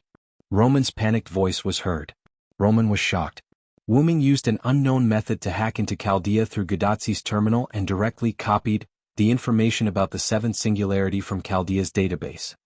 What kind of magic can do this? Roman sighed gloomily. There was probably such magic, but Wuming did not know how to do it. Wuming actually asked Kalis to help him obtain information about Chaldea. After all, to Kalis, Chaldea's firewall system was extremely old-fashioned, and it was not a problem to hack into it. Kalis was indeed busy preparing Wuming's trump card, but that did not mean that Kalis was completely useless. Otherwise, Kalis would not have come to this singularity with Wuming. "I'll open a portal between Uruk and Erech Metropolis to Uruk. I'll leave the task of guiding the citizens to you. We'll meet again in Uruk." After Wuming finished speaking, he leaped into the sky and released his magic power, disappearing in the blink of an eye. After Wuming left, a black-purple ripple appeared in front of Matthew and Gadotsi. This was probably the portal that connected to Uruk. Perhaps such a portal had also appeared in Erech Metropolis. "Senior, is Senior Villo okay?" Matthew was a little worried. However, it was not Gadotsi who answered Matthew. "Don't worry. He's a god that even I have a new level of respect for. Besides, he's just going to investigate. He won't directly attack Tiamat. Nothing will happen." The Quetzalcoatl who ran to Matthew's side comforted Matthew. Then she whistled, and a huge gray pterosaur flew in front of Quizzard. "You guys go to Erech Metropolis to help guide the citizens. Leave this to me." Quizzard, who was listening to everyone's conversation, asked Fanbaba and Ishtar to temporarily block Ramu while she sent Gadotsi and the others to transport. "Please, Quizzard. Please, Miss Quizzard." Gadotsi and Matthew asked one by one. Yes, leave it to me. Then let's meet in Uruk." The Quetzalcoatl waved at Gadotsi and Matthew as if it was an order. The Quetzalcoatl under them suddenly spread its wings and flew toward Erech Metropolis. Then Quizzard arranged for the citizens of Uruk to enter the portal one by one. Whether it was for survival or for Quizzard's dignity, they had to enter the portal. Because of this, in just a short period of time, the citizens of Ur City had all entered the teleportation portal. Quizzard, come and help. At this time, Ishtar's exasperated voice was heard. The Ramu could no longer hold them back. Even if Funbaba kept summoning vines to intercept, they still could not stop the Ramu's numbers. Rats could indeed bite an elephant to death, especially one that did not fight. Funbaba and Ishtar were such elephants at this moment. Ishtar had to cherish her magic so she could only kill the Ramu bit by bit. The task of stopping the Ramu was actually handed over to Funbaba. After all, it was more suitable for the task. Although Funbaba could kill the Ramu, its main task now was to stop the Ramu and allow the citizens of Uruk to leave. It had to be said that it was already a good thing that they could hold on until now. The number of Ramu that came to support them was probably in the tens of thousands, and this did not include the dead Ramu. Moreover, one should not forget that the Ramu had always had reinforcements. With Ishtar and Funbaba not fighting and Ramu continuously providing reinforcements, the number of Ramu could only increase, not decrease. However, now was probably the time to reap the harvest. After all, the citizens of Uruk had all been evacuated. Ishtar, you can go all out now. Funbaba too, the feathered serpent goddess, waved at the human and beast in the sky and on the ground. Then Quizzard whistled again. A colorful long-haired pterosaur flew over. This was Quizzard's personal mount. When the pterosaur flew over Quizzard's head, Quizzard suddenly jumped and landed on the pterosaur's back. She kept increasing the pterosaur's altitude, as if something was about to reach the ground. Quizzard's method was not wrong. Something was about to reach the ground, and that was the anger that Ishtar and Funbaba had been holding in for so long. Woo woo woo. Accompanied by Funbaba's cry, an earthquake-like tremor spread from Funbaba's feet to the surroundings. The Ramu were all shaken to the ground, and even the buildings in Uruk began to collapse and crack. However, this was just the appetizer. Quizzard, who was flying in the sky, had an exceptionally good vision. In her eyes, almost all the Ramu were instantly pierced by the mutated vegetation around them. Some weak vegetation that could not kill the Ramu even left seeds in the Ramu's body. In the next second, the sprouts in the Ramu's body suddenly grew, and directly broke the Ramu's body. Not only that, but the aftermath of the earthquake had also arrived. Countless cracks appeared on the ground, and countless Ramu fell into the cracks as if they had fallen into a bottomless abyss, disappearing without a trace.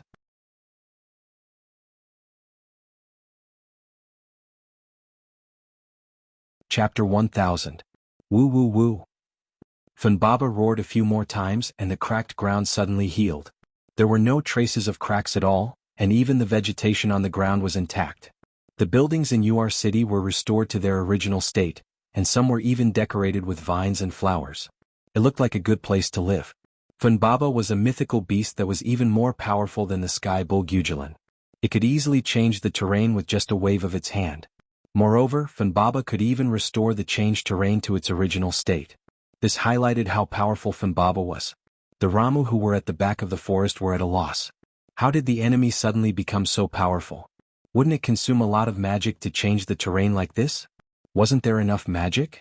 However, Funbaba didn't lack magic at all, and it didn't consume much magic to control the mutation of the plants and the cracking of the earth.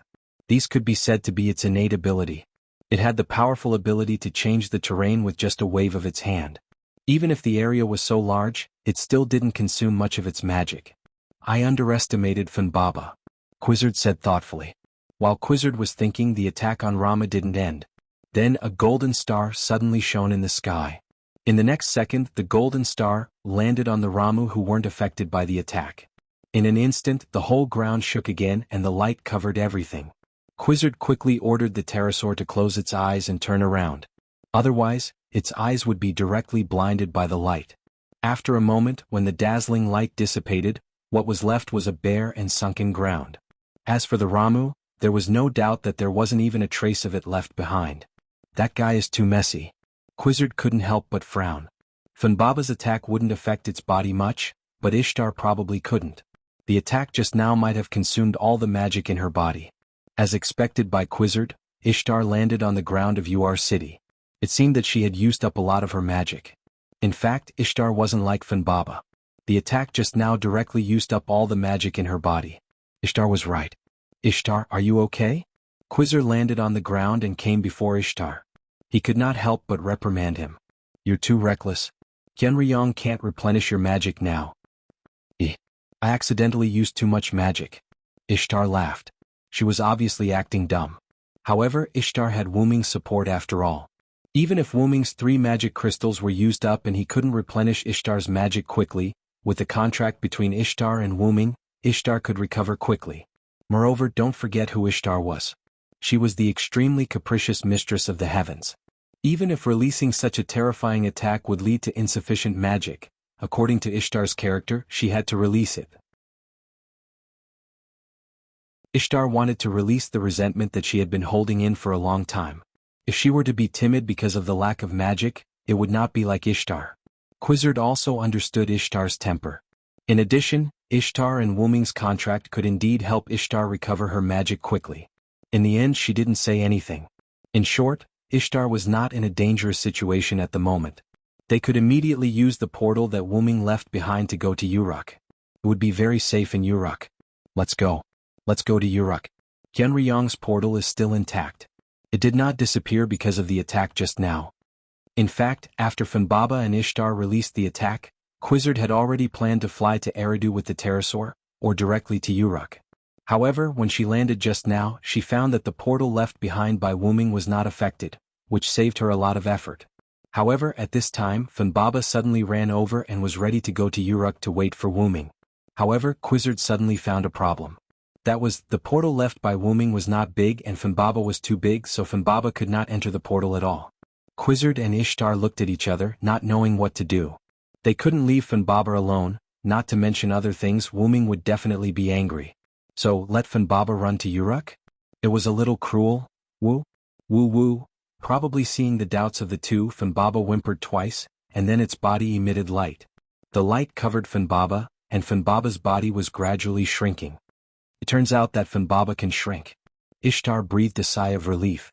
However, when Funbaba shrank, Quizzard and Ishtar, who saw the scene in front of them, were not calm. In front of them, a young girl with green eyes and long green hair appeared. On Wuming's side, on the way to the Persian Gulf, Wuming digested the information he got from Chaldea. Wuming really didn't know much about Tiamat, and this was the main reason why Wuming needed information. After confirming that Ur City and Eric Metropolis were safe, Wuming also had time to go to the Persian Gulf to find out what Wuming was most worried about: the relationship between Tiamat and the root black mud. Wuming looked down and what he saw was black seawater, which was full of the root black mud's aura. This completely proved that Tiamat had the root black mud, and there was no need to investigate further. However, Wuming still had to go and find other information. Moreover, Wuming still had to find Kingu. After all, the Holy Grail that Wuming asked Kingu to keep on his behalf was still missing. There was still a person in it and he had to find it as soon as possible. As for whether Kingu would give it to him, that was another matter. I don't know how Tachika and the others are doing. One had to know that the area below Wuming was supposed to be land, but it had turned into an ocean. There was no doubt that the sea level was rising. It was just that, the rate of sea level rise is a bit faster than I expected. After all, even if the sea changed into mulberry fields, there was still a process. Who would have thought that after a while, the land near the Persian Gulf would be submerged? Wuming shook his head and stopped thinking about these things. He raised his arm. Shaoan, can you try to find Kingu's location?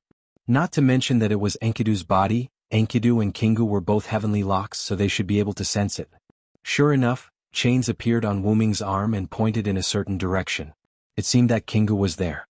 Wuming's magical power erupted again, and with the help of his telekinesis, he flew out.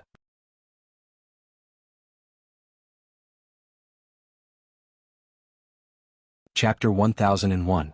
On a tall mountain in the southeast. At this moment, due to the rising sea level, the Persian Gulf had almost completely submerged the southwest part of Mesopotamia. The only land was probably this tall mountain. The dark clouds in the sky seemed to be moving with the sea level. The sky here was already covered in dark clouds. And on the peak of this tall mountain, the white-clothed green-haired puppet stood at a place with an excellent view, looking at the Persian Gulf in the distance. However, its unfocused gaze showed that it was absent-minded at the moment. This person was the one who used Enkidu's body, the one who called himself Kingu. My mission is over, Kingu muttered to himself. It was probably because of Tiamat's awakening that Kingu had the time to think about his own matters on this mountain peak. And the constant headache from before was something that Kingu had been thinking about. He thought about why he could not face the Uruk Hyunryong, why he would have a headache, and why he would see some memories that did not belong to him. It's just a remnant effect of this body. Kingu often used this sentence to numb himself. But Kingu knew that it could only numb himself temporarily but not forever. Kingu had to admit that he was completely affected. Because of this, Kingu lured Wuming to the underworld and abandoned Gorgon. His goal was to wake Tiamat up as soon as possible. Only when Goddess Tiamat awakens would he be able to relax. As long as he could make Goddess Tiamat awaken before Wuming's influence caused his entire body to change, he would be able to complete the only mission he had in his memories. Kingu suddenly looked at a certain direction in the sky. A figure was flying in his direction. Without a doubt, it was Wuming who used Enkidu's senses to find Kingu. Celestial locks could sense each other. Kingu had already noticed this when Wuming brought Enkidu's celestial lock.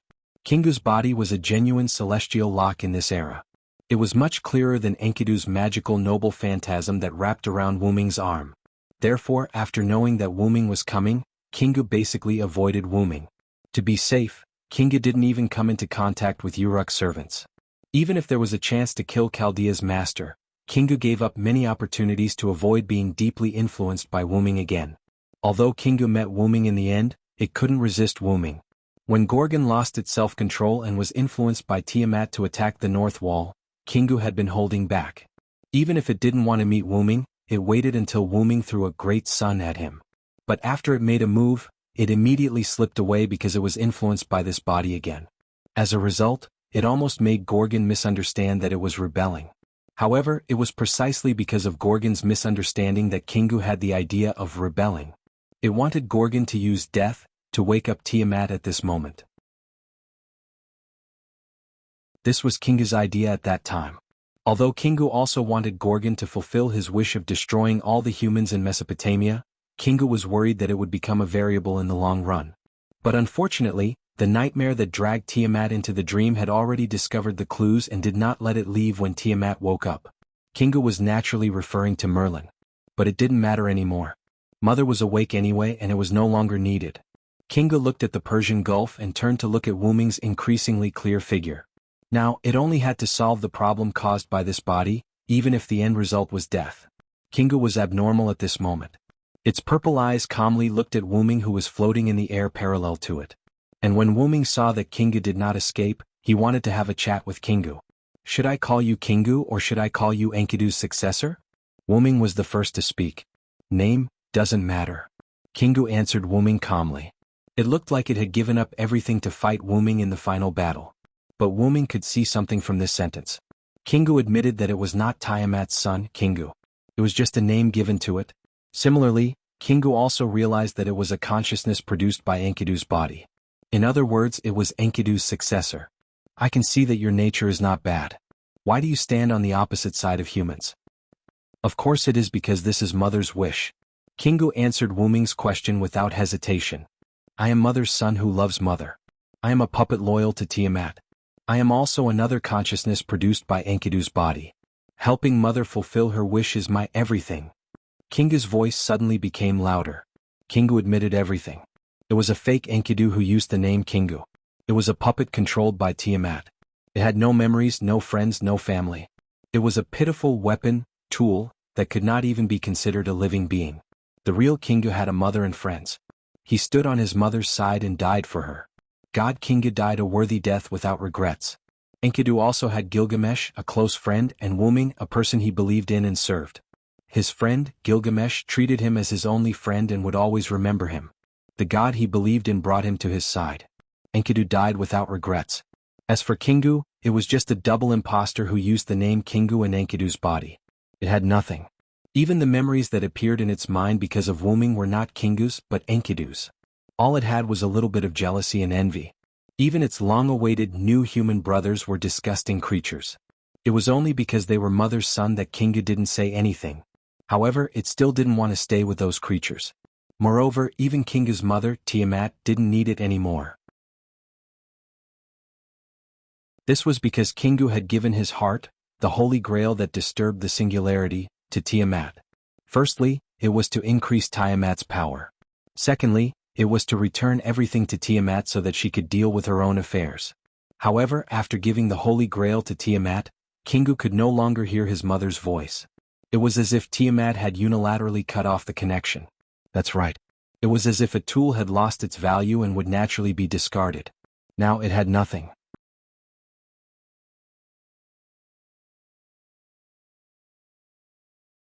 Chapter 1002. Now it had lost everything. Therefore, after Tiamat abandoned it, it chose to accept all the memories and influence brought about by Enkidu's body. It was also because of this that it no longer had a headache when facing Wuming. Hee. At this moment, Kingu actually smiled at Wuming. Coupled with that familiar face, Wuming could not help but feel that Enkidu was smiling at him. Then Kingu said something that shocked him. "Lord Wuming, you came to me to ask for the Holy Grail, right?" Kingu knew Wuming's name. How could Wuming not be shocked?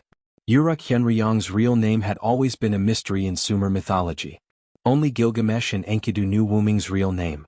Even the Sumer's god and Gilgamesh's father, Lugarbanda, who made a deal with Wuming, did not know. From this, it seemed that Kingu had really accepted the memories brought about by Enkidu's body. Although he did not know if it was all or part of the memories, Wuming knew that it was no longer just Kingu, but a Kingu mixed with Enkidu's memories. It was no longer just Kingu. Then, without waiting for Wuming to recover from his shock, Kingu spoke again. "The Magic King's Holy Grail is my heart. I have already returned the Holy Grail to Mother." The heart was given to someone else, but Kingu was still alive. There was no doubt that it had found a replacement for the heart. It was obvious that it was the Holy Grail that Wuming had asked Kingu to protect before leaving. Wuming couldn't help but frown. Wuming could not possibly dig out Kingu's heart, could he? Besides, Kingu already had Enkidu's memories, so it could be considered half an Enkidu or a successor to Enkidu. Furthermore, it seemed like Kingu did not intend to become enemies with Wuming anymore. Wuming could not dig out its heart no matter what. "Since that's the case, I'll leave the Holy Grail with you for now. I'll take it out when I find something to replace your heart." Then Wuming waved his hand and Enkidu's heavenly lock flew towards Kingu. "But just to be safe, I can't let you act alone." Who knew what Kingu would do next? Tiamat was its mother, and it had become its obsession. If something bad happened, Wuming would have no one to cry to, so it was better to keep it by its side. "Even to an imposter like me, you're still as gentle as ever, Sir Wuming." Kingu smiled, but its heart was in pain. The nicer Wuming was to it, the more upset it felt. Just as the heavenly lock was about to touch Kingu, Kingu suddenly raised its hand and condensed magical power into a hand knife, as if it was resisting. This was within Wuming's expectations. However, in the next second, Kingu's action made Wuming's pupils dilate. Puchi. Kingu stabbed its hand knife into its own chest, and blood splattered everywhere. "Wuming. Sir, although I don't have the right to say this, but you and my mother are my everything. I've already repaid what I owe to my mother. Now, it's time for me to return to you what I owe you." In the next second, Kingu dug out its heart. Along with the scarlet blood, a pure golden Holy Grail appeared in Kingu's hand. Then Kingu used the last of its strength to throw the Holy Grail in Wuming's direction. "I'm very ashamed of my previous interference. This body is Enkidu's body, not mine, but I can only atone for my sins with my death." After Kingu finished speaking, it collapsed on the ground and did not move at all. Only the blood that flowed out of its heart stained the ground around it. In the end, Jingu's purple eyes, which seemed to be satisfied, slowly closed. Wuming subconsciously used the Holy Grail to look at Kingu lying in a pool of blood without saying anything. He just looked at it quietly. Kingu had already decided to die. Although it could still be saved, Wuming did not have the right to interfere, because that was the choice made by the consciousness of Enkidu's body. Wuming respected Enkidu. "It's probably because your memories have affected it too deeply," Wuming said to Enkidu's heavenly lock as if they were chatting. Heavenly lock, which had already returned to Wuming's side, wrapped around Wuming's body and rubbed Wuming's face to show its approval. Enkidu himself knew how heavy his feelings for Wuming were. To Enkidu, Wuming was like a father, a lover, a teacher, and a god that he believed in from the bottom of his heart. After Enkidu was cursed to death by the gods, his soul also willingly left with Wuming and became Wuming's noble artifact. From this, it could be seen how heavy Enkidu's feelings for Wuming were. Through the restraining force, this emotion had become something shared by every parallel world's Enkidu, and the Enkidu of this singularity was no exception. The heavy feelings turned into memories and stayed in Enkidu's body for a long time after his death. Wuming was the primer that opened up these memories. After Kingu saw Wuming, the memories that had been gathered in his body for a long time surged into his heart and turned into feelings. They fought with his thoughts of Tiamat, causing Kingu to have a headache. However, Kingu was just another consciousness that was born in Enkidu's body. How could a piece of white paper that was only stained with a little red resist the assimilation of a piece of paper that was stained with different colors? It was only a matter of time before Kingu was occupied by Enkidu's memories. It was because of this that Kingu chose to kill Gorgon and awaken Tiamat. This was to prevent him from changing after accepting Enkidu's memories. As it turned out, Kingu had indeed undergone an unprecedented change. If one had to describe it, the current Kingu was very similar to the Ishtar in this singularity. The Ishtar in this singularity was a new personality that merged with the goddess of the gods, Inanna, and the modern human girl, Rin Enosaka. It was just that the personality of a god was the main part, and the personality of a human was the secondary part. But even so, this was still a new personality that was different from the gods Inanna and the human Rin Enosaka's new personality. The current Kingu was a new personality that merged with Enkidu's memories, and the consciousness of Kingu formed in this singularity. The new personality not only had love for Tiamat, but also had feelings for Wuming.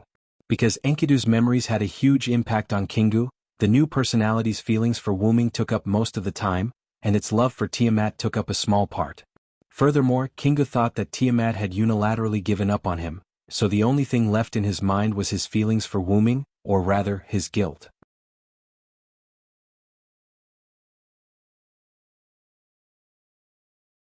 Chapter 1003.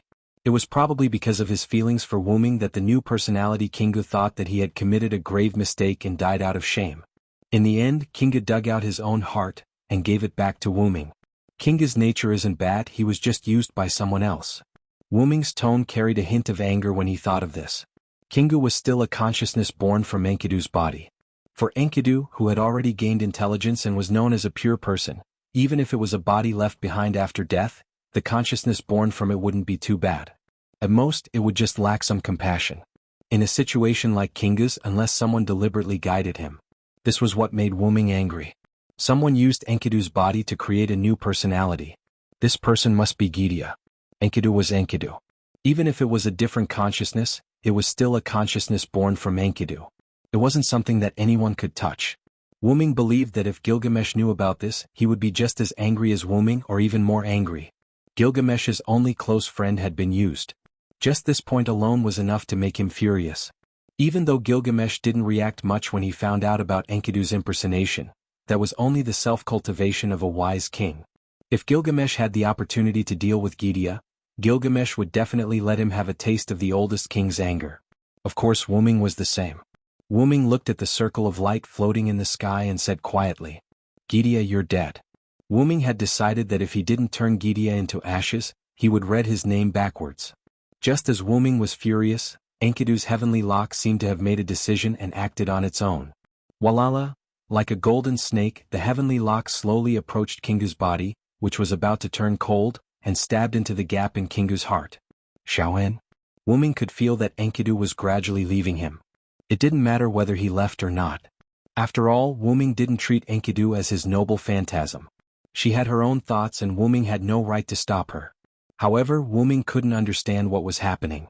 The heavenly lock that was wrapped around Wuming's body completely left Wuming's body and slowly entered Kingu's heart through the gap. The gap in Kingu's heart was like a bottomless pit.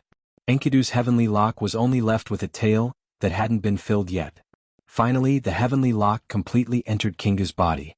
In the next second, a silver light with a hint of gold shone from Kingu's body. Then the gap in Kingu's heart disappeared and the blood on his body disappeared. Even the pool of blood on the ground disappeared. Jingu, on the other hand, stood up and looked at Wu Ming with a smile. Master Hyunryong. This gave Wuming an unprecedented surprise. At this moment, the person in front of him wasn't Kingu, but the real Enkidu. Enkidu and Kingu both knew his real name. However, probably because Enkidu was Wuming's chief priest, she preferred to call Wuming Master Hyunryong. This was the tacit understanding between Wuming and Enkidu. Moreover, this was undoubtedly Enkidu's smile, so the person in front of him was definitely Enkidu. You fused with Kingu's body? However, after asking this question, Wuming wanted to slap himself. This was clearly Enkidu's body, and Kingu was just another consciousness born from this body. How could he say that he had fused with Kingu? It should be Enkidu who had returned to his body. In other words, the Heavenlock Enkidu had returned. Seeing Wuming's embarrassment, Enkidu smiled and nodded. I've accepted Kingu, so you can say that I've fused with Kingu. Looking at Enkidu's eyes, Wuming noticed that the pair of golden eyes, Enkidu's golden eyes in the game, flashed with a hint of purple. It seemed that the two of them had really fused. It won't be a problem for you, right? Wuming was a bit worried. After all, Kingu was determined to die, so Wuming was worried that Enkidu would be affected. However, Enkidu shook his head. Even if it's not for the next plan, I won't seek death for you anymore. After Enkidu said this, Wuming understood that Kingu and Enkidu had indeed fused together. After all, Enkidu's eye referred to both her and Kingu. Then Wuming sighed. Is this really okay? If Enkidu insisted on saving Kingu, Wuming had other ways. For example, he could immediately use the teleportation portal to find Gilgamesh in Uruk. The Holy Grail in Gilgamesh's treasury could be used as a replacement. There was no need for Enkidu and Kingu to fuse at all. That's good. Enkidu smiled and nodded. It's the consciousness of this body that wants to die. Since that's the case, let me, who is also the consciousness of this body, make the change. Kingu was determined to die. Since that was the case, Enkidu and Kingu would fuse together and directly dispel Kingu's suicidal thoughts. After all, no matter how much Kingu wanted to die, he had to be careful. This body no longer belonged to Kingu alone, but also to Enkidu. If he dragged Enkidu to die with him, it would go against Wuming's intentions. It was already treacherous enough, so it could not make any more mistakes. Therefore, Kingu dispelled the idea of suicide. Moreover, Kingu is the consciousness of my body after all. He can totally be me. Since that's the case, there's nothing wrong with fusing with me. Needless to say, Enkidu was the most open-minded. After all, they were the consciousness of the same body. Moreover, Kingu was indeed a pitiful person. Enkidu was willing to fuse with Kingu. Not only could he save Kingu, but he could also obtain a body. It was killing two birds with one stone. Enkidu had no reason to reject. Since it's your decision, I won't say anything else. Since it was something Enkidu wanted to do, Wuming would let it go and agree. Again, Enkidu was not Wuming's tool or relic. She was Enkidu. In Wuming's eyes, Enkidu was not only a complete body, but also a perfect person with a perfect personality and mentality. Although Leonardo da Vinci would be dissatisfied if he heard this, Wuming thought so. However, what Enkidu said next made Wuming's impression of Enkidu as a perfect person crumble. It's just that this body doesn't have a chest, so I'm not used to it.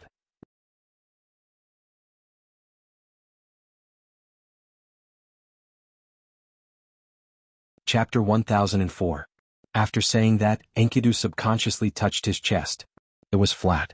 At the same time, a hint of regret appeared on Enkidu's face. Wuming did not know what to say. Indeed, when Enkidu was by Wuming's side, he was influenced by Wuming and evolved into a girl's body. Enkidu also gradually got used to being a girl. However, Enkidu and other parallel worlds were all genderless clay figurines, including this particular Enkidu. This body had already been fixed and could not be changed. If he wanted to change it, Wuming might be able to do it if he went back to his roots. Asterisk cough cough, asterisk little Enkidu. Wuming looked at Enkidu, not knowing whether to laugh or cry. He almost got dragged into this mess by Enkidu. Enkidu saw Wuming's embarrassed expression and smiled again. The angelic aura of a girl appeared. It's fine, Lord Hyunryong. I can get used to this body. You don't have to worry about me. However, Wuming was not worried. He just did not know what to say. However, Enkidu was giving Wuming a way out. Wuming would not refuse. However, Wuming inexplicably felt that Enki had the potential to be a black-bellied person. He looked at Enkidu again. Just as Enkidu said, he could get used to it quickly. However, it was not Enkidu who got used to the body. Instead, it was the body that got used to Enkidu's aura. Enkidu had always been by Wuming's side. He already had a hint of a girl's aura. After fusing with Enkidu, this genderless clay figurine also produced a hint of a girl's aura. Did this mean that the body was getting used to Enkidu? Perhaps Gilgamesh would be stunned if he saw Enkidu like this. Wuming could not help but think. While Wuming was imagining Gilgamesh's expression, Enkidu, who had come to Wuming's side, spoke. Lord Hyunryong, regarding Mother, I have some countermeasures. A hint of seriousness appeared on Enki's face. Upon hearing this, Wuming's eyes narrowed. Just as Enkidu had said, she definitely had a way to deal with Tiamat. After all, Kingu's consciousness also existed in this body. It was just that it had merged with Enkidu. Kingu was the one who possessed the Holy Grail and was the main culprit behind the chaos. It could be said that he was the one who understood Tiamat the most. Mother is a perfect being who was born without death.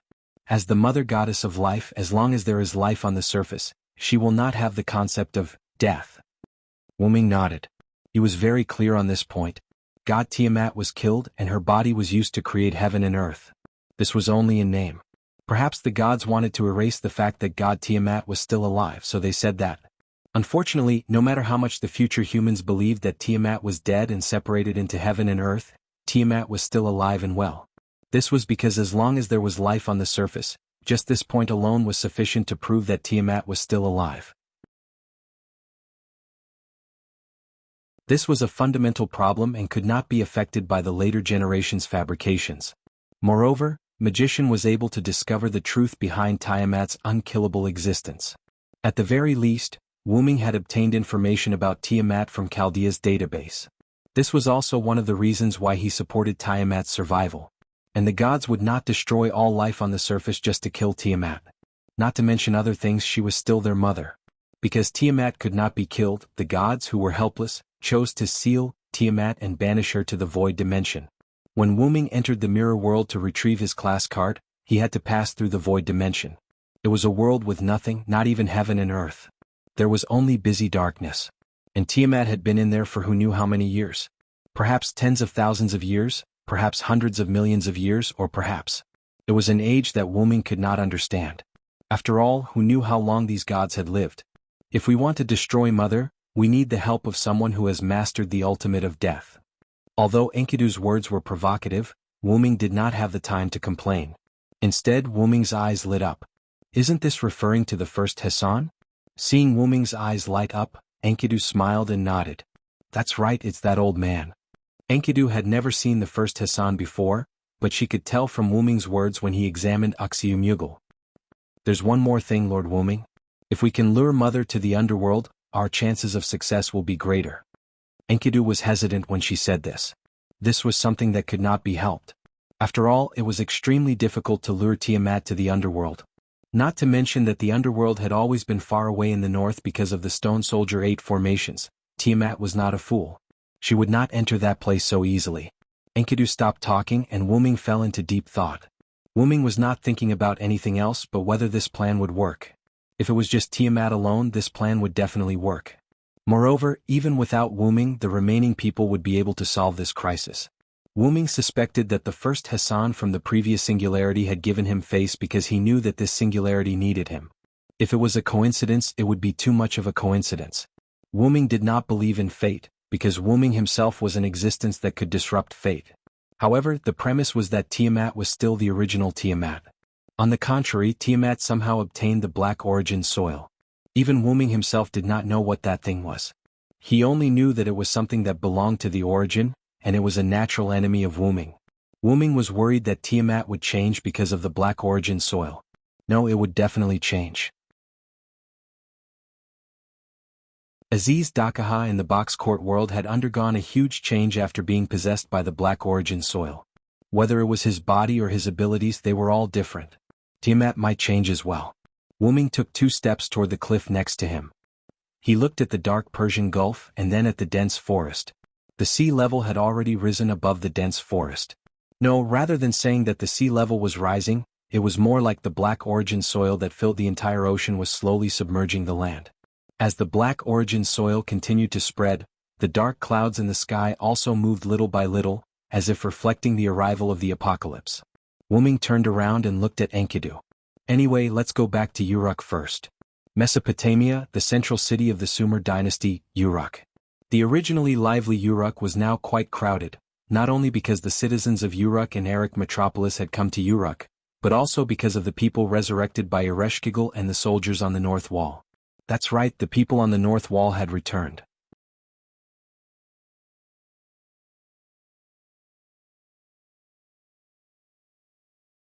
Chapter 1005. Yes, the people of the North Wall had returned. This was the order issued by Gilgamesh to return to the capital. The magical beasts that attacked the north wall were killed by the Dinger. After the calculation, nearly half of the treasures in Gilgamesh's treasury were consumed. The semi-disabled commander Muzamov was also killed by the Dinger that was modified by Zhuge Kongming.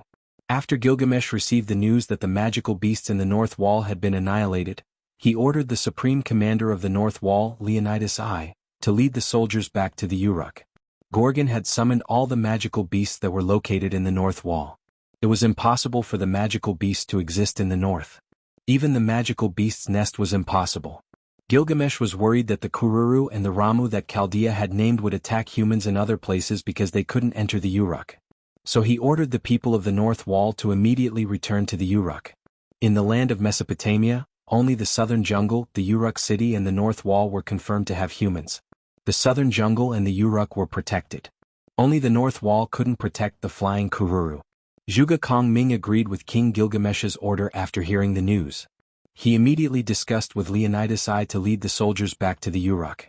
It was worth mentioning that the return route was underground. Although the acceleration ability of the underground passage couldn't support so many people, but it was a hidden underground passage. The underground passage was protected by the stone soldiers. The magical beasts couldn't detect it and couldn't enter. It was very safe. Although not all the soldiers of the north wall had arrived in the Uruk, but most of them had entered the underground passage. It was only a matter of time. At this moment, it could be said that almost all the human cities of this era had gathered in the Uruk. However, because of this, the Uruk was completely overcrowded. Siduri, who had followed the citizens of Erech Metropolis back to the Uruk, ordered the soldiers to speed up the construction of temporary residences for everyone and every family. At the same time, she was worried about the supplies. The various utensils were still manageable, but the main problem was that there was not enough food.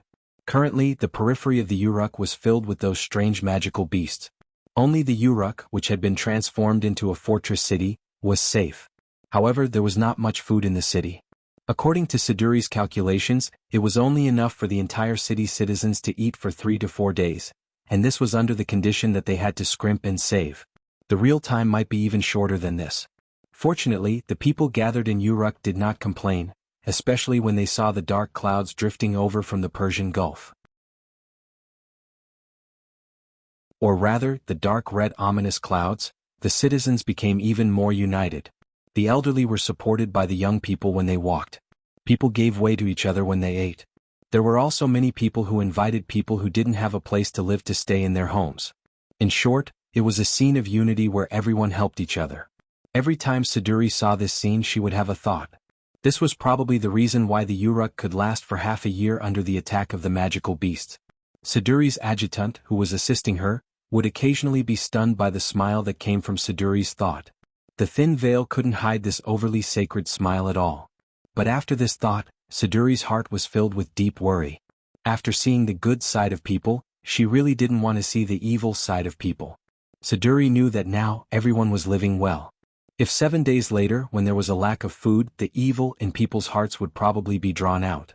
If an example had to be given, it would be like the 2 citizens of Uruk who were challenged by Ramu to a one-on-one duel. Both of them would try their best to kill each other for a slim chance of survival. This was also something that couldn't be helped. I hope that King Gilgamesh and Lord Hyunryong can solve this crisis as soon as possible. Looking at the direction of the God Tower, Siduri prayed. That's right, this was the reason why Gilgamesh didn't appear at this critical moment. He was in the God Tower discussing with Chaldea and the others. At the top of the Uruk God Tower, between the thrones. All the soldiers in the room had disappeared because they were all sent out by Gilgamesh to support Siduri's work. Only Gilgamesh and Chaldea's group, the gods that Wuming pulled into the group, and a little girl who looked like a young version of Enkidu running around with Fufu between the thrones were left in the room. This little girl was Funbaba, who returned to Uruk with Quizzard and Ishtar. Although everyone, including Gilgamesh, was surprised, the most important thing now was to discuss Tiamat. The issue of Funbaba was put at the back. At this moment, everyone was standing in the middle of the thrones, surrounding a virtual projection. A moving living factory, magic power enough to launch interstellar travel, a huge life source stored in the body, the God's Ark that humans will need hundreds of years to realize. Roman's voice was heard from the projection. This is Tiamat's true face. As his voice fell, Gadotsi and the others showed a melancholy expression. However, Gilgamesh did not buy it. You bastard. Are you on Tiamat's side? Why isn't there a strategy or two on it? Gilgamesh came to the front of the virtual projection with a slightly ferocious expression and yelled at Roman in Chaldea. Let me finish. Roman also had a rare temper. He actually stood up from his seat and retorted at Gilgamesh. It's Marduk's hand axe, right? At this moment, Merlin, who was at the side, spoke. Merlin's injuries because of Tiamat had almost recovered. Moreover, because he no longer needed to use magic power to put Tiamat into a deep sleep, Merlin had become a rare combatant, whether it was using the staff in his hand or a weapon like a sword. That's right, it's Marduk's hand axe. Roman nodded and sat down again. The god Marduk is the existence that killed Tiamat in the myths. His hand axe should be able to cause damage to Tiamat. This sentence came from Leonardo da Vinci, who was next to Roman in Chaldea. However, he only said can cause damage, and did not say can kill Tiamat. This meant that Leonardo da Vinci did not dare to jump to the conclusion that Marduk's hand axe could kill Tiamat. After all, although the myth said that Tiamat was killed, the facts proved that Tiamat was not dead at all. Otherwise, she would not have come out to wreak havoc in Mesopotamia. Therefore, it was uncertain whether Marduk's hand axe would be effective.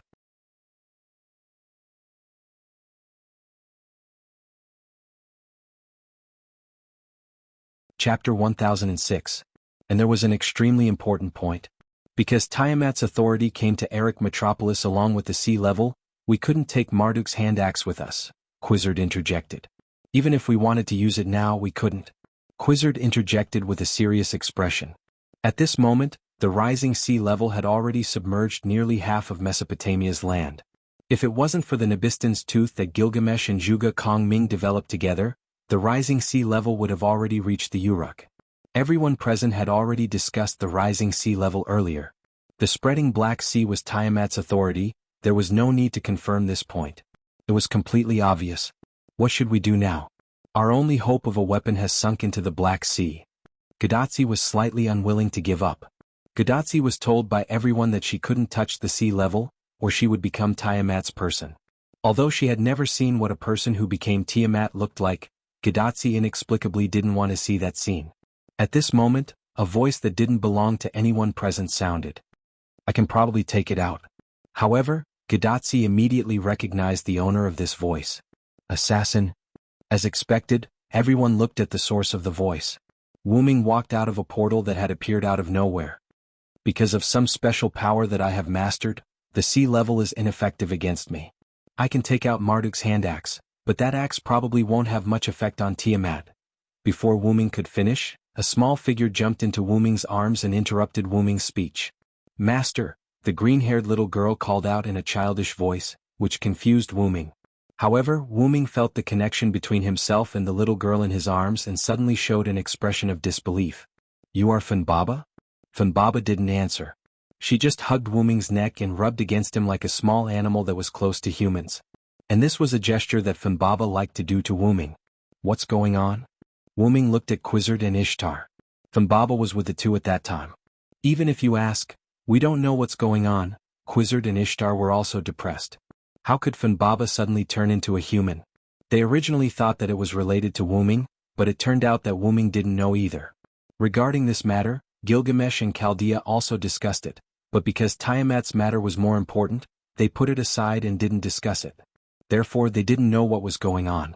However, someone knew.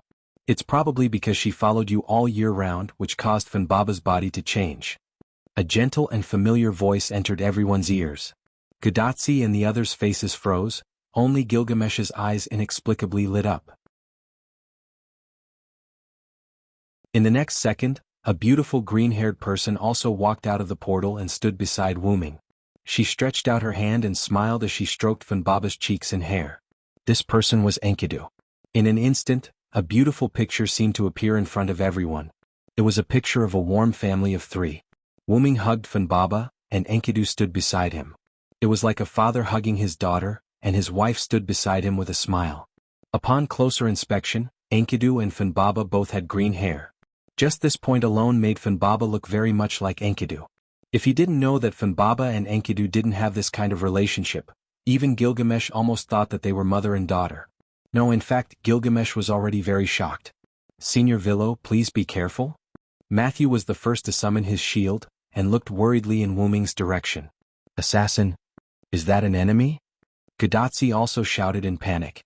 However, other than Gadotsi and Matthew, the others didn't do anything. It seemed that the green-haired person opposite them was one of them. Don't worry, this person beside me is the real Enkidu. Wuming naturally understood what Gadotsi and Matthew were worried about. Naturally, they were worried that the person beside Wuming was Kingu. Well, that seemed to be right. The others didn't do anything because they saw that the person beside Wuming wasn't Kingu. After hearing Wuming's explanation, they all nodded as expected. Logically speaking, Kingu should be using Enkidu's appearance, so other than Kingu, only Enkidu would look like this. Since that was the case, for those who hadn't seen Enkidu before, this person must be Enkidu. However, Ishtar was a little confused. She had seen Enkidu before, so why was Enkidu filled with the aura of a young girl? Not only Ishtar but Gilgamesh was also shocked, just as Wuming had guessed. His originally sexless best friend had turned into a woman? What was going on? Enkidu? Gadotsi and Matthew looked at each other in confusion, but looking at the reactions of the people around them, it seemed probably really was Enkidu. However, Kingu and Enkidu looked exactly the same, so it was normal for Gadotsi and Matthew to mistake them for each other. Kingu is a new consciousness born in Enkidu's body. Enkidu has returned to this body, and this body's consciousness has merged with Enkidu. Now there is no Kingu, only Enkidu. Everyone suddenly understood. After all, who would have thought that Kingu was a consciousness born in Enkidu's body? Gilgamesh thought that Kingu couldn't be Kingu, but he also didn't think that Kingu was a consciousness born in Enkidu's body. Although Enkidu was a god's clay, it wasn't a special existence. Its body shouldn't have any consciousness after death, unless someone tampered with it. Gilgamesh narrowed his eyes. There was no doubt that the person who tampered with it was the culprit behind the burning of humanity. However, not everyone thought as far ahead as Gilgamesh. Everyone was focused on what was happening in front of them. Merge? Like Ms. Ishtar? Matthew asked with a vivid analogy. However, Ishtar shook her head, indicating that she wasn't as pure as Enkidu. Enkidu's situation isn't exactly the same as mine. Kingu was originally a consciousness born in Enkidu's body. Now that Enkidu was summoned back by Wuming, even if they merged, the two of them were originally a consciousness born in the same body. Logically speaking, it should be purer than mine. As she spoke, Ishtar hesitated.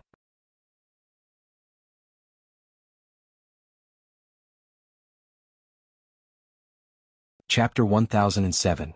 That's right, Ishtar's expression was very conflicted. The other party was indeed Enkidu. She could vaguely see a hint of disgust in Enkidu's eyes. Only Enkidu would look at her like that. Kingu would not. But, logically speaking, Enkidu should not have the aura of a young girl. Could it be that there was an unexpected change due to the fusion? It was because of this that Ishtar hesitated. But this was the only conclusion she could make at the moment. Even Gilgamesh came to the same conclusion, or rather he did not want to delve into it. This was indeed his close friend. Through unintentional eye contact, he could tell that this was not Kingu. Anyway, as long as it was Enkidu, it did not matter if it was a man or a woman. This was the magnanimity of the most ancient king. Actually, there was a small accident in the middle. Anyway, this is Enkidu without a doubt. Wuming made up an excuse. After determining Enkidu's identity, Wuming did not dwell on the issue of Funbaba turning into a human and returned to the original topic. If we use Marduk's hand axe to deal with Gorgon, it will definitely work. But if we use it to deal with Tiamat, I really don't think it will work. Wuming still had the same opinion. He could indeed retrieve Marduk's hand axe from Erech Metropolis that was submerged by the Black Sea, but it would take twice the effort for half the result. In short, Wuming was still against it. As expected, even Hyunryong said so. Chaldea's Roman let out a sigh. Since Hyunryong said so, there's a high chance that it won't work. Leonardo da Vinci added. Ishtar nodded as well. Hyunryong may be a foreign god, but in certain aspects she does no more than I do. Ishtar's expression was slightly unnatural. However, Gilgamesh would not let go of any opportunity to reprimand Ishtar. Heng, you are the goddess of greed who is obsessed with gems. Of course you don't know as much as a foreign god. Ishtar's body trembled. There was no doubt that he was right. There was nothing that could be done about it. Ishtar had been spoiled by all the gods. She had long been neglecting her duties. Even the bull of the sky, if it was any other normal Sumer god, they would more or less have some information about Tiamat. Although Ereshkigal was also a god of the Sumer pantheon, she was not a normal god. However, as everyone knew, Ereshkigal lived in the depths of the underworld all year round. She did not care about worldly affairs and only cared about the underworld. To be honest, she did not know much about Tiamat.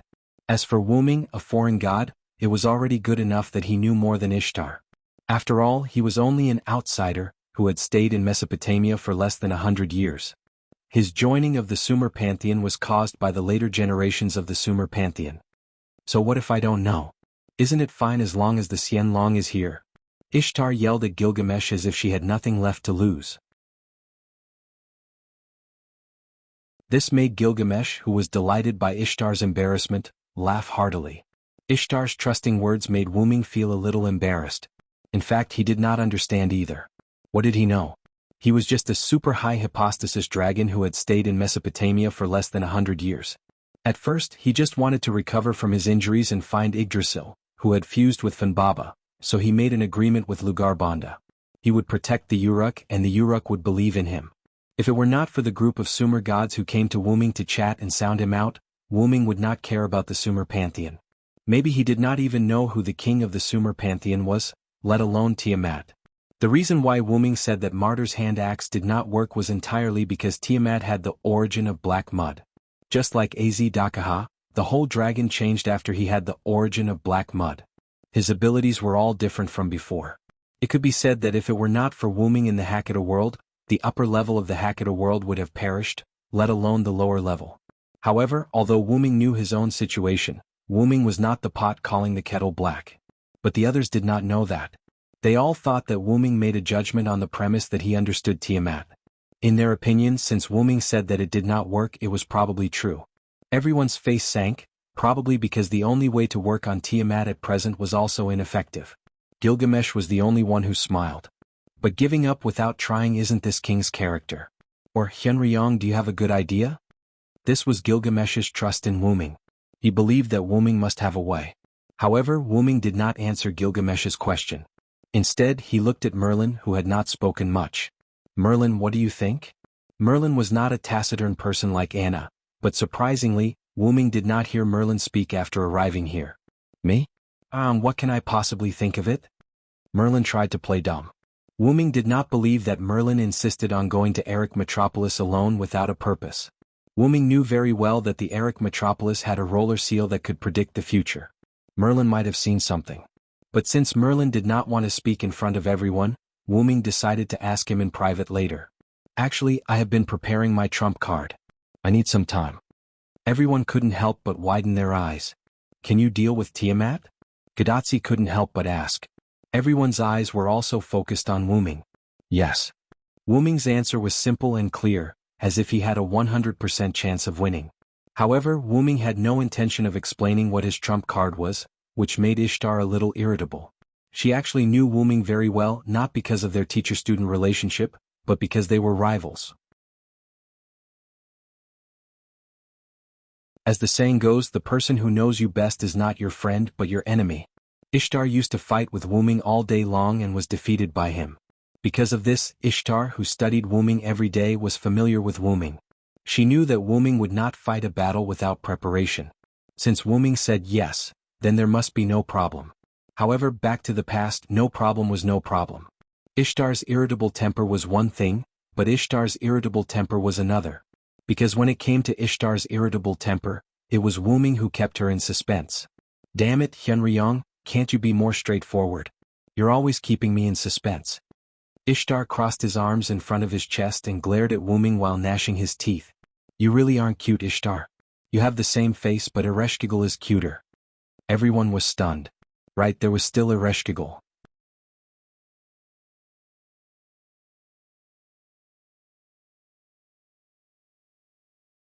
Chapter 1008. If it were not for Wuming's words, everyone would not have been able to react. Because of Tiamat, after Gorgon left, everyone directly ignored Ereshkigal, the last figure of the three goddesses' alliance. When did you go to see Ereshkigal? Ishtar calmed down as if she was somewhat dissatisfied with Ereshkigal. Gorgon's exit was the work of me and Ereshkigal. When Wuming said this, everyone understood why Gorgon left the North Wall in confusion. It turned out that the two Sumer gods worked together to deal with Gorgon. But Ereshkigal should be restricted by the three goddesses' alliance. Quizzard suddenly said. Then Wuming nodded. Yes, because of this, Ereshkigal's divinity has almost completely disappeared, and the entire spirit base can only be forcibly maintained by the underworld. It has no combat power. Wuming's implication was to tell everyone that Ereshkigal was no longer a threat, and there was no need to treat her as an enemy. Those who died suddenly have also been resurrected. Presumably Ereshkigal released their souls. Gilgamesh also interjected, proving that Ereshkigal was on the side of the humans. Really, how did that guy end up in such a sorry state? Ishtar complained proudly, but it was obvious that she was concerned about Ereshkigal. Seeing Ishtar's insincerity, Wuming could not help but smile. But don't worry, I have already given my divinity to Ereshkigal, and now she is fine, and I have also told her that if there is no other way, I will ask her for help, and she has agreed. Ishtar was shocked and her hands could not help but relax. However, before she had time to express her surprise, someone spoke first. You gave all your divinity to Ereshkigal? Roman of Chaldea exclaimed through the projection. But how is this possible? I have never heard of divinity being given away. This king also wants to give his divinity to others, but unfortunately, this king is the king who separates the human from the gods, so he must have part of the divinity. Gilgamesh spoke to shut Roman's mouth. The implication was that it was not impossible to take out the divinity. Indeed, no god had ever said that divinity could not be given away, and no magician had ever proven whether divinity could be given away. No did not mean can't. Why do I feel that you are weird now? Quizzard said. Quizzard probably did not notice Wuming's divinity because of the disappearance of all his divinity and Tiamat's crisis. Merlin and Anna also looked at Wuming a few more times. Only Gadatsi and Matthew, who did not understand, were confused. Is it difficult to give away divinity? For Gadatsi, divinity was a strange thing and it was like a consumable. In fact, Gadatsi was not wrong. Didn't Ereshkigal use her divinity to suppress Gorgon? It's troublesome to explain. Let's put it this way, you can understand that the divinity of a god is equivalent to the humanity of a human. Ishtar's analogy made Gadatsi and Matthew nod. But Ishtar is not accurate. After all, we gods belong to the mysterious side. Our divinity can be given away. Maybe in the eyes of humans, humanity cannot be given away, but our divinity can, but it's quite troublesome. There's no need to go into the details.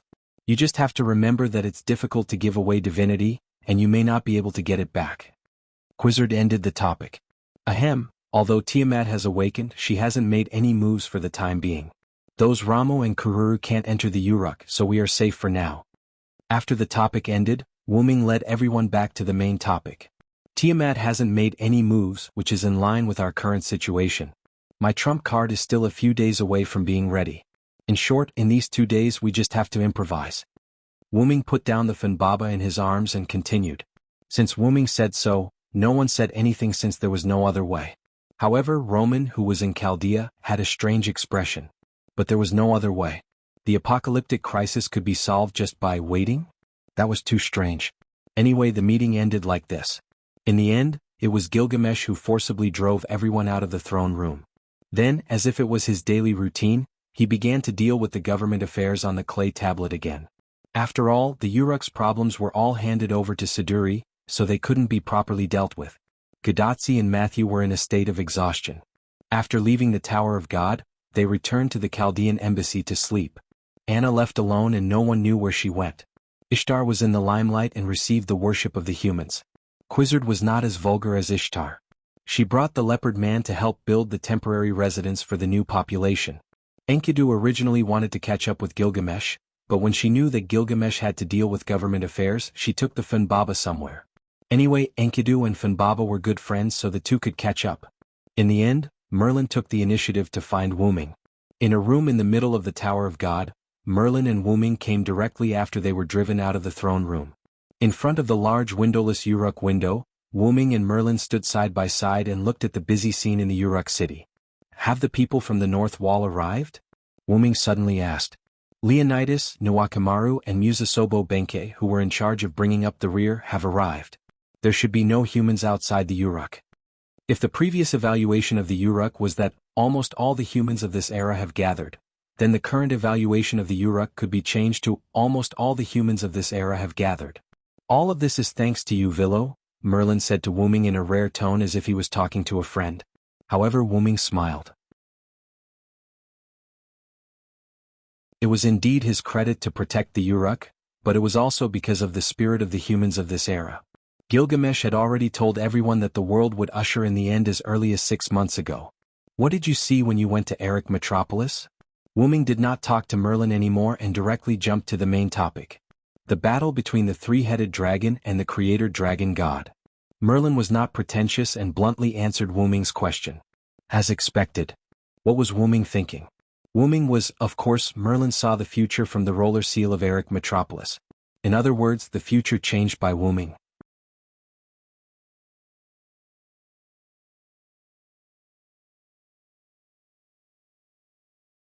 Chapter 1009.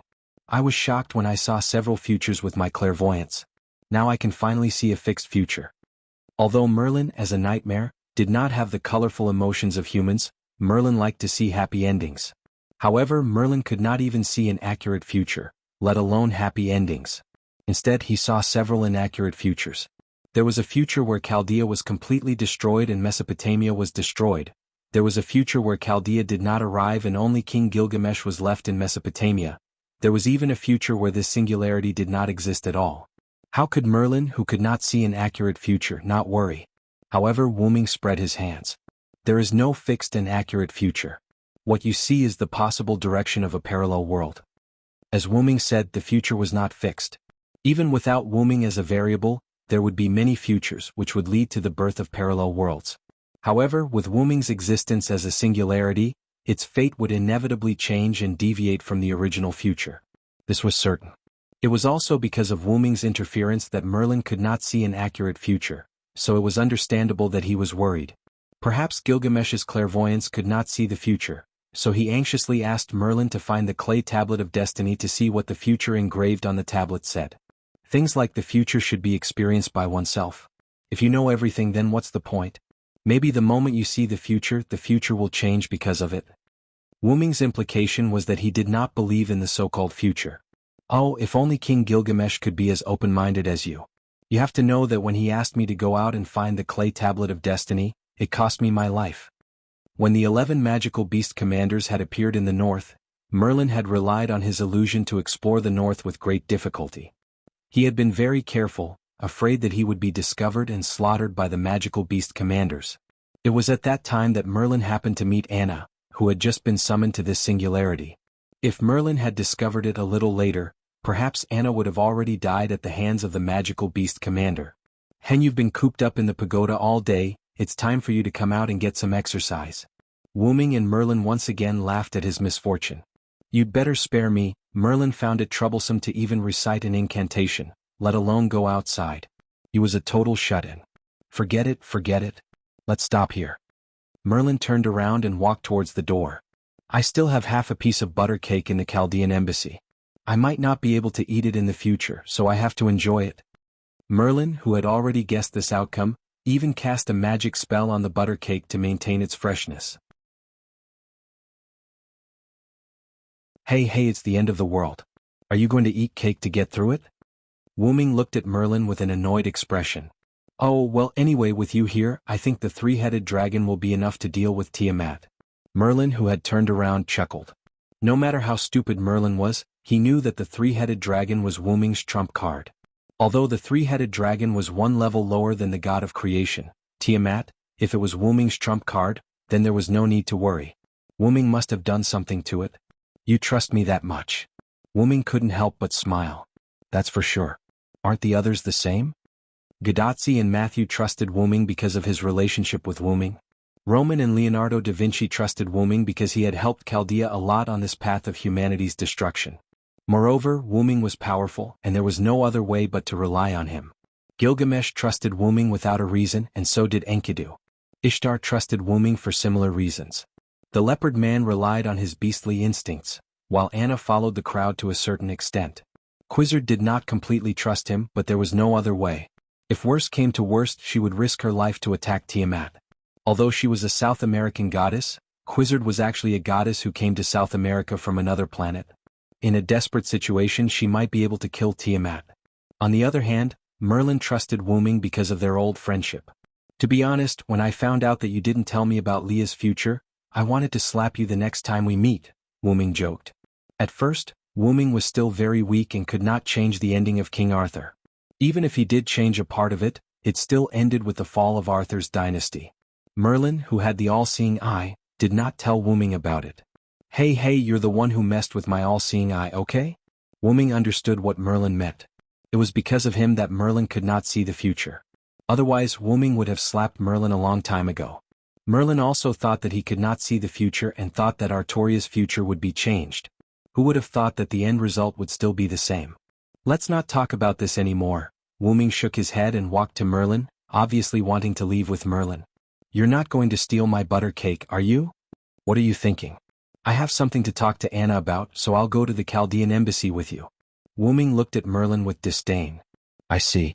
Ahem, but if you want to eat butter cake you can tell me. I'll give you a piece. After all, you're my best friend. Ha, I want all of it. Of course it was a joke. However, Merlin seemed to take it seriously. He did not want to go back with Wu Ming. The two chatted as they left the tower and walked toward the Chaldean embassy not far away. When the two passed by an alley, Wu Ming suddenly stopped and turned his head to look at the alley. In the alley, there was an old man in tattered clothes leaning against the wall. The old man's eyes were covered by a tattered hood, and he looked like he was asleep. Merlin's eyes lit up when he saw the old man and then he smiled. I'll go back and enjoy my butter cake first. In the end, only Wu Ming and the old man were left in the alley. Wu Ming walked into the alley and sat down face to face with the old man. What do you want from me? Wu Ming also opened the dragon nest dimension and took out a piece of meat pie and handed it to the old man. The old man looked up and stared at Wu Ming with eyes as sharp as an eagle's. After the old man stared at Wu Ming for a while, Wu Ming could not hold back anymore.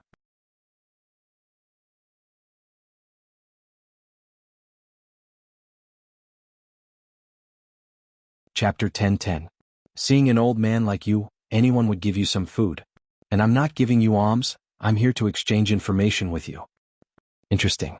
The old man responded to Wu Ming with a deep voice. His voice was full of vigor, just like his eyes. He didn't look like a weak old man at all.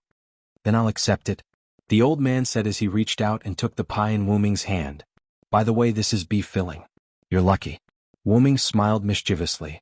However, the old man didn't hesitate because of Wu Ming's words and calmly accepted Wu Ming's pie. Seeing that his prank didn't work, Wu Ming smacked his lips and began to talk business. You went to find Tiamat? There was no doubt that this old man was the first Hassan. In Wu Ming's view, the first Hassan only came to him for one thing, and that was Tiamat. The primordial mother is different from before, I can't get close. Wu Ming wasn't surprised by the first Hassan's words. After Wu Ming learned that Tiamat had the black soil, he didn't expect others to attack Tiamat. Sure enough, even the first Hassan couldn't get close to Tiamat. It was very likely that Tiamat's assimilation power was too strong. Forget it, you don't owe me a favor anyway. The first Hassan owed Gadotsi a favor, and the one who needed help was Gadotsi. It had nothing to do with Wu Ming. Even if it had something to do with Wu Ming wouldn't care. You protect Tachika in the dark, I'll do the rest. That's my destiny. The first Hassan nodded. After this short exchange, Wu Ming left the alley. The first Hassan came to tell Wu Ming about Tiamat's unexpected situation. There wasn't much to say at the moment, so Wu Ming left. However, Wu Ming realized a problem from this. Tiamat was not weaker than Gydia. Even if she wasn't stronger, she was at least on par with Gydia. Wu Ming now already knew the identity of Gydia. It was the #1 beast of human evil, Beast Eye. Although Wu Ming had never seen Tiamat, according to the level of the god of creation, she shouldn't be lower than Gydia. Wu Ming already suspected. Wu Ming? I have to be a little more serious. After Wu Ming said that, Kalas on his head understood what Wu Ming meant. The trump card, that was almost completed, was accelerated by Kalas, who was in the route. By tomorrow, Wu Ming's trump card would be completed. After leaving the alley, Wu Ming walked back to the Chaldean embassy. The reason he came to this street was to find Anna to deal with some matters. Meeting the first Hassan was a surprise. The Chaldean embassy was not far from the alley where Wu Ming met the first Hassan. After Wu Ming walked out of the alley, it didn't take long for him to reach the Chaldean embassy. However, just as he walked to the entrance of the Chaldean embassy, Wu Ming heard Merlin scream. Ah, Kezapalug, it's my fault, don't kick me anymore. Suddenly the scene of Fufu kicking Merlin's face appeared in Wu Ming's mind. Or perhaps, Merlin had already been kicked down, and Fufu continued to kick his face even more fiercely. Wu Ming lifted the curtain at the entrance and walked straight in. Sure enough, Merlin was lying on the ground and Fufu was lying on Merlin's face, constantly poking Merlin's cheeks with his palms. There were several handprints of Fufu on Merlin's face. After seeing Wu Ming's arrival, Fufu immediately gave up on teaching Merlin a lesson. Like an agile little animal, he directly ran up the stairs and left Wu Ming's sight. Sure enough, Fufu was still afraid of Wu Ming as always. "What's wrong with you? You went to that little guy again?" Wu Ming, who walked to Merlin's side, pulled Merlin up. Merlin smiled awkwardly. "Ahaha, my butter cake is gone," and Kezapalug happened to have traces of butter cake on his mouth. Next, Merlin didn't need to Wu Ming to know that Merlin must have thought that his treasured butter cake was eaten by Fufu, so he went to reason with Fufu or maybe even wanted to teach Fufu a lesson. As a result, Merlin was taught a lesson by Fufu. "That's good, don't eat it, what's Tiamat's rank?" Merlin definitely knew this question. Wu Ming's sudden question made Merlin stunned for a few seconds. The question of a beast was obviously at the level of the apocalypse. How could Wu Ming be as relaxed as asking about food and water? But Merlin still answered truthfully. "The second beast, Beast 2.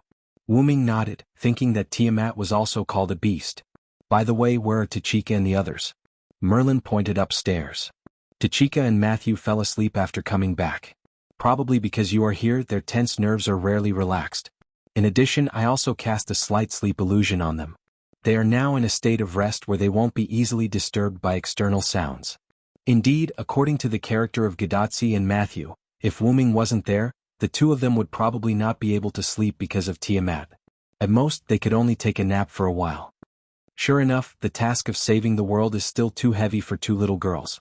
Yes, in Wu Ming's eyes, Gadatsi and Matthew were just two little girls. Excluding all external factors, Wu Ming also wanted to help them because of this. It's still a matter of mentality. You see, the people in the city look like they are having a party. Merlin walked to the window and looked at the people coming and going on the street outside. There was no fear on everyone's face. Instead, it was like an ordinary day. There were even many smiling faces. They can still smile in the 6 months of the demonic beast invasion. It really proves that their mentality is much better than Tachika and Matthew, but that's just a matter of time. Gadatsi and Mashu were modern people, but these people were from the gods' generation. In Wu Ming's view, the people under the rule of Gilgamesh wouldn't be melancholy because of the doomsday that had yet to come. If they were melancholy because of this, it would be a waste of the time before the doomsday. Yes, humans have been trying to enjoy every day. It's really great. Merlin looked at all this with a smile and seemed to enjoy it quite a bit. Wu Ming felt that Merlin was more and more strange.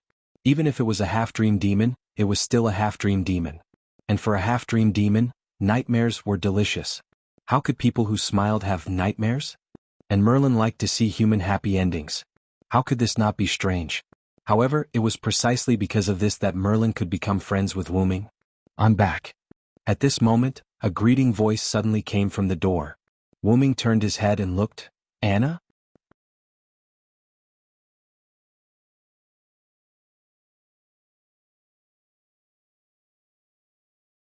Chapter 10-11. Yes, it was the girl Anna who walked in from the door, but now she no longer covered her face with the hood of the cloak, and there was a smile on Anna's face. "Welcome back, Anna.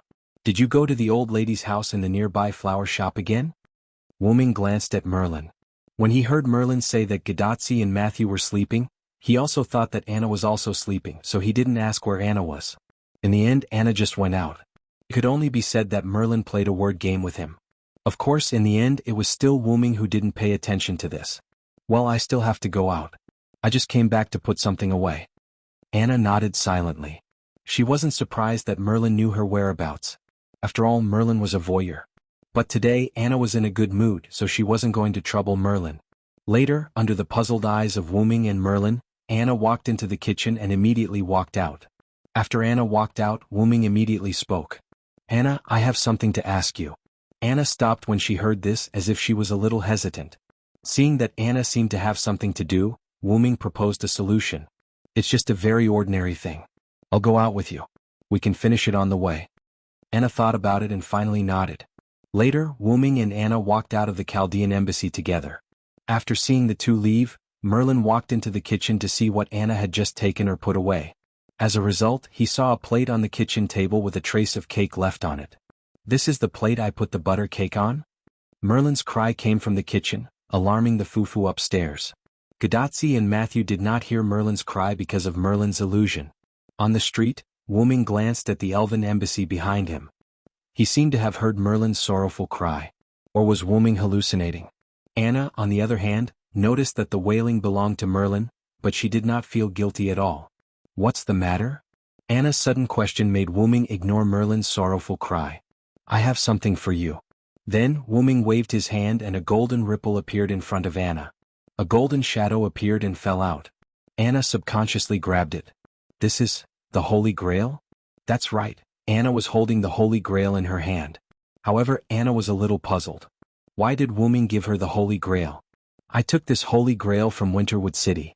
Sakura Madu, who was taken away by me, was sealed in the Holy Grail." Wuming's words made Anna's body tremble. As the first master she met, Anna was quite fond of the young Sakura Madu. After learning that Sakura Madu's entire world was burned down, Anna was more than once worried about what would happen to Sakura Madu after she left. Fortunately, in the end, Wuming promised to take good care of Sakura Madu, so Anna left without any worries. Anna originally thought that Sakura Madu would be taken to that place called Chaldea. In the end, Anna did not expect that Sakura Madu would be stuffed into the Holy Grail by Wuming. Cough cough. It's not that it's not good for her. The Holy Grail is more than half a magic furnace. Staying in the Holy Grail for a long time and receiving a large amount of magic power baptism, it's good for increasing her potential and ability as a magician. Wuming seemed to be forcing an explanation as he said it without blushing. At first, Wuming only wanted to temporarily store Sakura Madu in the Holy Grail and release Sakura Madu when he was free. In the end, who would have thought that a series of events would occur, causing Wuming to have no choice but to entrust the Holy Grail to Kingu. Fortunately, Kingu did not do anything to Sakura Madu, or rather, it did not discover that Sakura Madu was in the Holy Grail. In the end, after a series of events, it returned to Wuming's hands. However, what Wuming said about increasing Sakura Madu's ability was not false. When Sakura Madu came out of the Holy Grail, her magic circuit and the quality of her magic power would be greatly improved. Wuming came to find Anna to exchange Sakura Madu with Anna. At the very least, Sakura Madu and Anna had to meet. When to release Sakura Madu from the Holy Grail was also up to Anna to decide. "You probably think that you appeared because of Gorgon, but I think that you appeared because of Sakura Madu." After Wuming finished speaking, he closed his mouth, and Anna also fell into silence. The two of them did not stop walking. As Anna, who was extremely compatible with Sakura Madu, and both of them were quite young, the relationship between Sakura Madu and Sakura Madu was no longer limited to the relationship of master and servant. The two of them were already friends and even the only family. Perhaps Sakura Madu, who was sleeping in the Holy Grail, subconsciously summoned Anna in this era. But no matter what, Sakura Madu was fine, and that was the most important thing. "Anna, is this the place?" Wuming's words pulled Anna back from her thoughts. Anna looked up and saw that she had already arrived in front of a shop with all kinds of flowers. "Yes, it's here." Anna nodded. Wuming squatted down and touched Anna's little head. "I also know about her situation.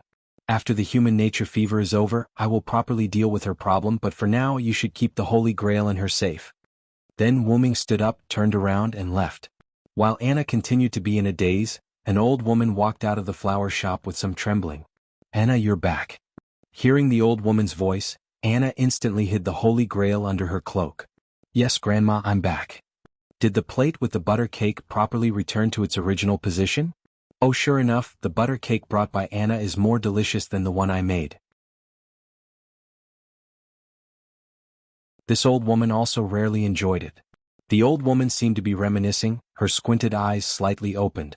Anna knew that this old woman was too old to taste anything, but at this moment the old woman was really reminiscing, which meant that she tasted the flavor of the butter cake. Anna didn't notice this before. Obviously, someone did something to the butter cake. "Merlin," Anna thought to herself. "Yes, I put it back in the kitchen. Grandma, I still think that the butter cake you made is delicious, but next time I will bring you such delicious butter cake again." "No need, Anna, this old woman isn't used to such good food, you can keep it for yourself in the future. You are the most beautiful girl I have ever seen, don't wrong yourself. After all, Even if this old woman can safely survive the apocalypse, she doesn't have much time left. Also, if you like the butter cake I made, I will make it for you every time you come. No need, Grandma, you need more rest. I will continue to help you take care of the flowers. Anna continued to chat with the old woman while busying herself in the old woman's shop. The old woman took out a garland when Anna wasn't paying attention. Wuming didn't continue to watch but turned around and left. After all, Wuming also guessed what would happen next. Not far away in the Chaldean embassy, Merlin washed the plate that Anna returned before and put it aside. Then he stroked the head of Fufu who came beside him without him knowing. So it was Anna who fed you a little before taking away the cake, Kasapaluk.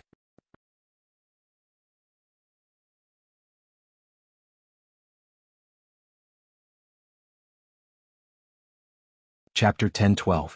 Wuming came to the Uruk wall where the seal of divinity Dinger was placed and looked towards the southwest. At this moment the dark clouds were approaching the Uruk.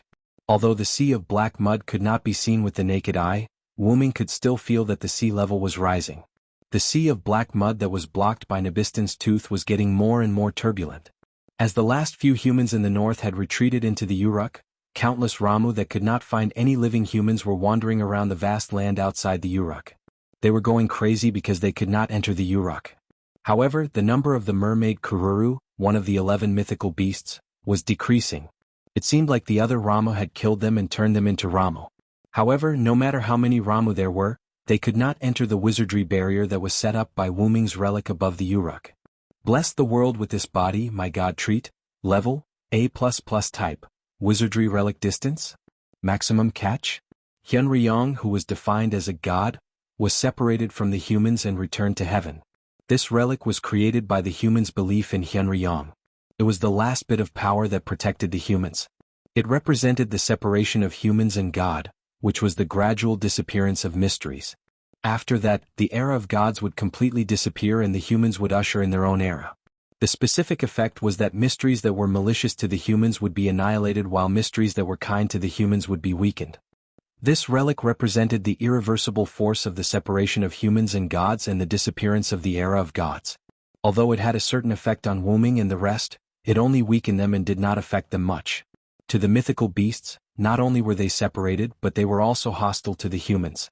Therefore, when the light film shrouded the Uruk, a small number of Ramu and Kururu in the Uruk light film were physically separated. However, if it was to deal with Tiamat, this relic might not be enough to separate her. Therefore, as long as Tiamat personally came, the human race would definitely perish. However, no matter how hard Wuming looked, he could not see a trace of Tiamat's figure. Hiding underground was even more ridiculous. Zhuge Kongming had already moved the Stone Warrior 8 formations to the southeast. If Tiamat was moving underground, they would be able to discover it. Since there was no sign of Tiamat, it was obvious that Tiamat had not moved at all. Do you think that Ramu alone can destroy mankind? Or does Tiamat have other secrets? Wuming muttered to himself. Wuming believed that the latter was more reliable. At the very least, these Ramu were Tiamat's children. If they could not defeat them after a long time, they would definitely attack Tiamat. His Excellency Hyunryong, a lively childlike voice entered Wuming's ears. Wuming turned his head and found that it was Nuwakamaru. There were two people behind him. They were the remaining two lancers who were guarding the north wall. The soldiers at the north wall had retreated, so they naturally retreated as well. Everyone, how have you been? Wuming greeted them. His Excellency Hyunryong is thinking about Tiamat's matter? Musasobo Benkei, who followed Nuwakamaru to Wuming's side, looked into the distance and said in a muffled voice. Tiamat hasn't moved for so long. There must be something going on. Leonidas, I answered Musasobo Benkei. We can't continue to waste time with Tiamat. If she doesn't come to us, we have to go to her. Wuming's face became firm. They might have to take the initiative to attack. When Nuwakamaru and the other two heard this, their faces changed like Wuming's, but they also agreed with Wuming's words. They had no way to waste time with Tiamat. Several servants belonging to the Uruk were cut off from Gilgamesh's magic supply. They had to rely on food to survive. In addition, all the existing humans in this era were gathered in the Uruk. The food could not last for more than a few days. When the time came, there was no need for Ramu and Tiamat, the humans would starve to death. Your Excellency, do you mean that Tiamat is deliberately wasting time with us? However, Wuming shook his head and denied Musasobo Benkei's words. She doesn't need to do this. I suspect that Tiamat is restricted by something and can't move for a while. It was said that Tiamat had a huge dragon body. She only used her body to carry out physical attacks, and humans would be easily defeated. Therefore, Wuming believed that Tiamat was temporarily unable to move for some reason. Wuming decided to go back and ask Enkidu. She should know about Tiamat. Looking at the gradually darkening sky, Wuming shook his head. Let's wait until tomorrow to let everyone have a good rest tonight. Let's have a good rest tonight. If there's anything we can discuss it tomorrow. The three of them nodded as they understood what Wuming meant. At this moment, Tiamat could not move, and the demonic beasts outside Uruk could not enter. Now was a precious and rare time to rest. How could they not make good use of it? It was a quiet night. Whether it was a king or a civilian, whether it was a servant or a master, everyone had a good rest. After all, with Wuming's noble phantasm, they did not have to worry about the invasion of demonic beasts. In the Chaldean embassy, Wuming woke up early in the morning and began to prepare breakfast. That's right, Wuming stayed in the Chaldean embassy last night. As for the room, Wuming slept on the roof. The Mesopotamia region was not said to be like spring all year round, but the temperature difference between summer and winter was not very big. Even if he slept outdoors, it would be fine, not to mention that Wuming was a servant. I slept so well last night, Gadatsi yawned as she walked down the stairs and came to the first floor. Yes, senpai. When the doctor contacted me this morning, he said that senpai's body had an unprecedented rest in all aspects. Matthew echoed behind Gadatsi. Fufu, who was like a squirrel, also called twice. Fufu is also very energetic. Matthew picked up Fufu. Gadatsi did not answer Matthew's previous question because she saw Wuming. Assassin, you can cook? Gadatsi looked at Wuming, who was wearing a Mesopotamia apron, carrying a stack of food that she did not know the name of, to the table. There were several plates on the table, all of which were filled with food that Gadatsi had never seen before. It smells so good. Matthew also ignored the previous topic because of Wuming's food. Whoa, I haven't heard of this food for many years. It reminds me of the story of the king who often went to the kitchen to steal food. Merlin also walked down the stairs in a strange manner. Wuming glared at Merlin. Merlin smiled awkwardly and did not speak again. After all, if it wasn't for Wuming being merciful last night, Merlin would have been the one sleeping on the roof. Is there butter cake? Anna's slightly shy voice followed Merlin's. There is no butter cake, but I made some modern snacks. Anna can try them later. Mesopotamia's butter cake was somewhat different from modern butter cake, so Wuming did not try to make it, but he did bake some modern snacks. Go wash up first. There will be guests later. Guests. Gadatsi and Matthew looked at each other, and both saw doubt in each other's eyes. But it did not matter. They would know later.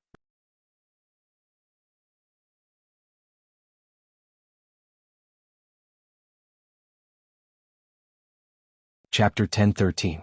Everyone came to the table after washing up and sat down. They found that there were more and more dishes on the table, and it didn't seem like the five of them could finish it all. Villo-senpai? How many guests are there? Matthew wiped the cold sweat on his forehead and smiled awkwardly. Don't worry, they're here. Wuming pointed to the door and three figures appeared at the door. Miss Nawakamaru? Mr. Chin? Mr. Leonidas? Matthew was surprised. Mr. Fujimaru, Mr. Matthew, long time no see. Nawakamaru greeted them calmly, but she didn't have much contact with Chaldea, so she didn't say much. Musasobo Benkei and Leonidas I were the same. The three of them were either at the northern wall or at the temporary stronghold built in the northwest, while Fujimaru and the others were either in the Uruk or the dense forest in the south. Although they were familiar with each other, they were only familiar with each other. In terms of familiarity, Wuming was much more familiar to Nawakamaru than Gadatsi and the others. Nawakamaru and the others sat down calmly, but the inexplicably lengthened table and the dishes on the table still couldn't be finished by three more people. At this time, a lively voice came from the door. Yo, big sister, I'm here. Quizzard dragged the weak leopard man into the Chaldean embassy. She found a seat and sat down, and instantly threw the leopard man to the seat next to her. Miss Quizzard is here too? Matthew was surprised again. Gadatsi was quite interested in the leopard man's current state, but she could probably guess that he was beaten up by Quizzard because he provoked Quizzard. I was invited by Hyunryong for breakfast. Quizzard smiled sweetly at Gadatsi. So, Nawakamaru and the others are the same? Gadatsi guessed. Yes, Mr. Fujimaru, we're not the only ones invited. As if agreeing with Nawakamaru's words, another person, or rather a golden king, came in from the entrance of the Chaldean embassy. Ha ha, this king's arrival, the entire Chaldean embassy seems to be a lot brighter. The newcomer was naturally Gilgamesh. King Gilgamesh? This time Gadotsi and Matthew were shocked. They really didn't expect Gilgamesh to be among the guests. What's the point of being so arrogant? Even if it's brighter, it's all because of this goddess. Ishtar, who came in later, crossed her arms and looked at Gilgamesh with disdain.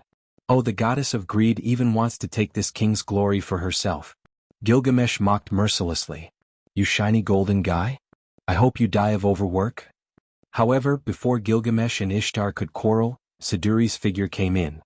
Okay, king and goddess, today you were invited by Hyunryong-sama to enjoy breakfast. You can't be so rude. Her words, which were neither flattering nor harsh, made Gilgamesh and Ishtar both shut their mouths. Siduri, the two of them really can't do anything to you. Enkidu, who had a smile on his face, walked in holding Funbaba's hand. You're exaggerating. Siduri bowed.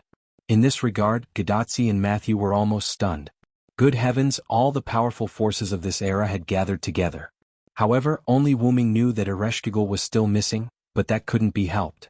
After all, she couldn't leave the underworld. Okay, everyone hurry up and take a seat. This is my cooking that I haven't made for a long time. Hurry up and try it. Hearing this, Gilgamesh and the others also sat down. Seeing so many powerful gods and kings sitting next to them, Gadotsi and Matthew were a little uncomfortable. The two were still thinking about whether to change seats. However, Gilgamesh also said that this banquet was hosted by Wuming after all, and even he couldn't steal the limelight. What he meant was, no matter who was in charge, they could sit anywhere. Everyone began to enjoy the food. At this moment, it was as if they really obeyed Gilgamesh's order. Everyone, including Gadotsi, was no longer restrained and completely let go of their limbs. Leonidas I and Musasobo Benkei competed in drinking. Quizzard, as the big sister, played with Gadotsi. Matthew and Anna discussed which snacks Wuming made were delicious. Gilgamesh and Ishtar were once again at each other's throats, and Siduri was the lubricant between them. Enkidu looked at this scene and smiled helplessly, then looked at Wuming, who was chatting with Nawakamaru. As for the leopard man, he was bragging with Funbaba and Fufu, but he was ignored by the two beasts. Now it didn't seem like they were facing the coming doomsday at all, but more like an ordinary party. Roman, who was in Chaldea and watching this scene through Gadotsi's bracelet, sighed. I really don't know whether to be happy or sad. By the way, Roman showed a tangled expression. Roman was happy to see everyone in a good mood, but their good mood made Roman a little worried. After all, there was still the threat of Tiamat. However, Leonardo da Vinci didn't care so much. Instead, he smiled. This is a bit like a different version of The Last Supper. The Last Supper that Leonardo da Vinci made before his death seemed to be comfortable, but it was actually a crisis. Now, the banquet in the Chaldean embassy was just like that. You're so careless. Roman rolled his eyes at Leonardo da Vinci. This was probably the benefit of being a servant. There was no need to think too much. But, no matter how you look at it, it's breakfast. Looking at the harmonious table in the monitor, Roman gave up complaining about Leonardo da Vinci, and he gradually immersed himself in this warm scene. After all, it's good to do this occasionally, isn't it? I'm hungry, I'm going to get a cup of coffee. Roman got up and left the monitor. However, Leonardo da Vinci sat in Roman's position and waved at Roman like a rich man. By the way, help me get a cup. The cup is next to the coffee machine, thank you. Yes, understood. The meal was very fast, and the delicious food that everyone enjoyed in Chaldean embassy was quickly wiped out. After that, everyone went to the highest floor of the tower, Gilgamesh's office, between the throne. Gilgamesh, who was sitting on the high throne, glanced at the people standing neatly in front of him and immediately spoke. So, Tiamat's counterattack strategy meeting, let's start now. Gilgamesh's imposing words entered everyone's ears, and most people's faces became extremely serious. The reason why it was most people was because there were a small number of people who didn't become serious, but showed a surprised expression. Hey! Wait a minute, counterattack? Are we going to counterattack Tiamat?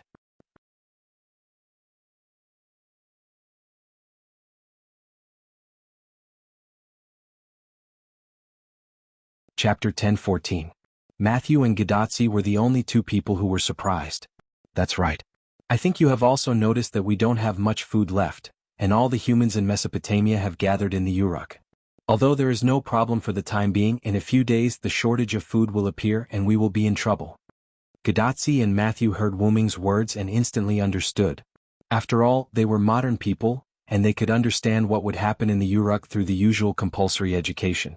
At that time, humans would starve to death because they were trapped in the Uruk without food, and in serious cases, there might be riots. After all, appetite was one of the most basic desires of humans, and there was no way to suppress it. Once it broke out, it would be more terrible than a natural disaster. Outside the Uruk were Ramu, and humans could not go out to look for food.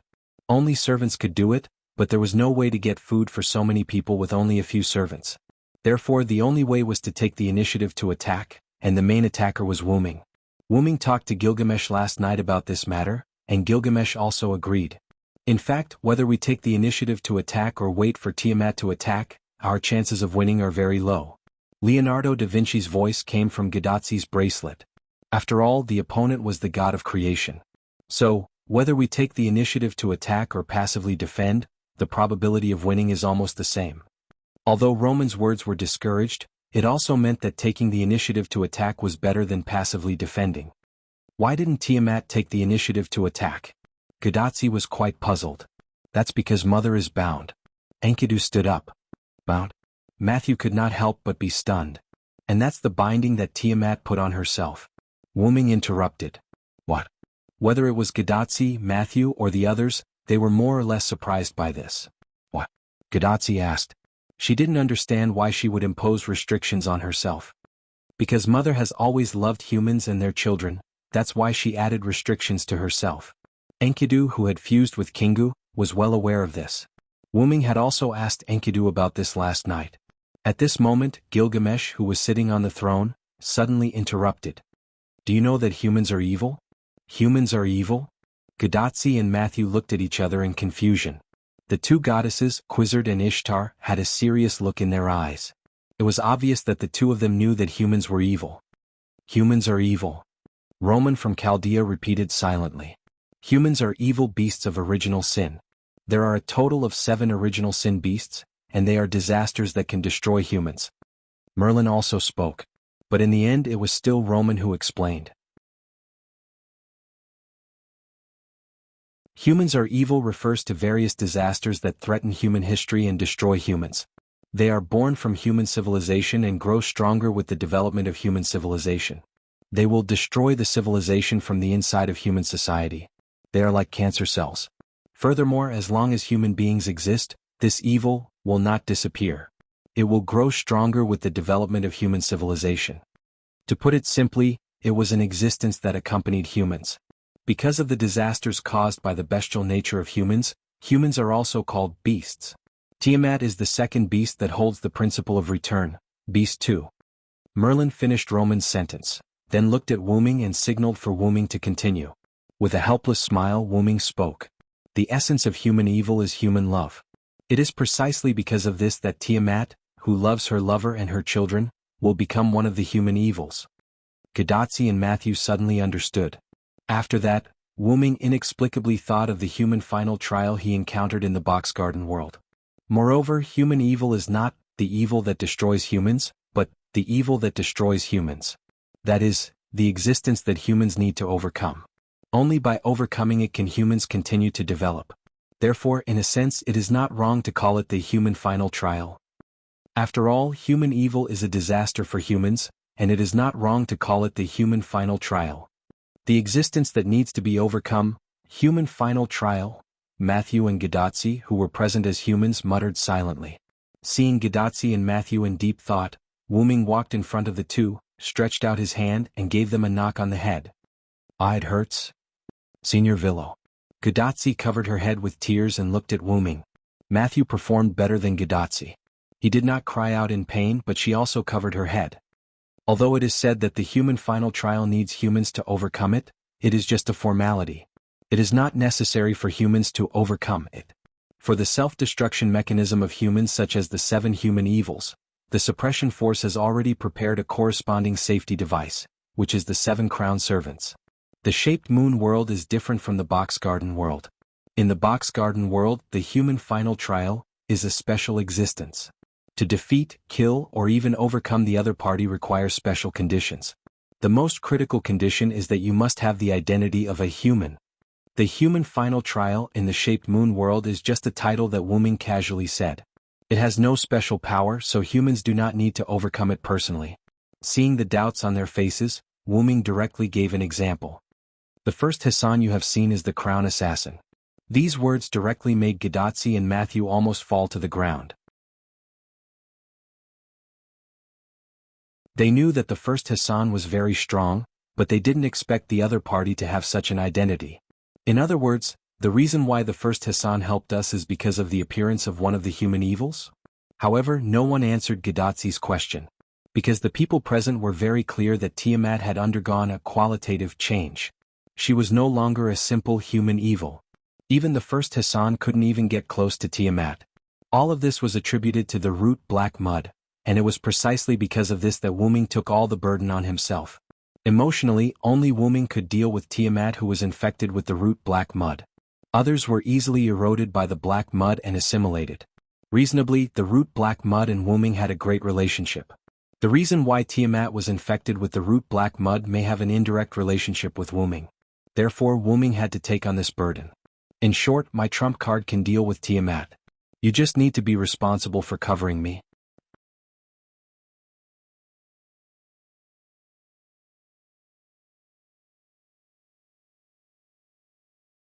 Chapter 10:15. Wuming said as he stretched out his hands and rubbed Gadotsi and Matthew's little heads.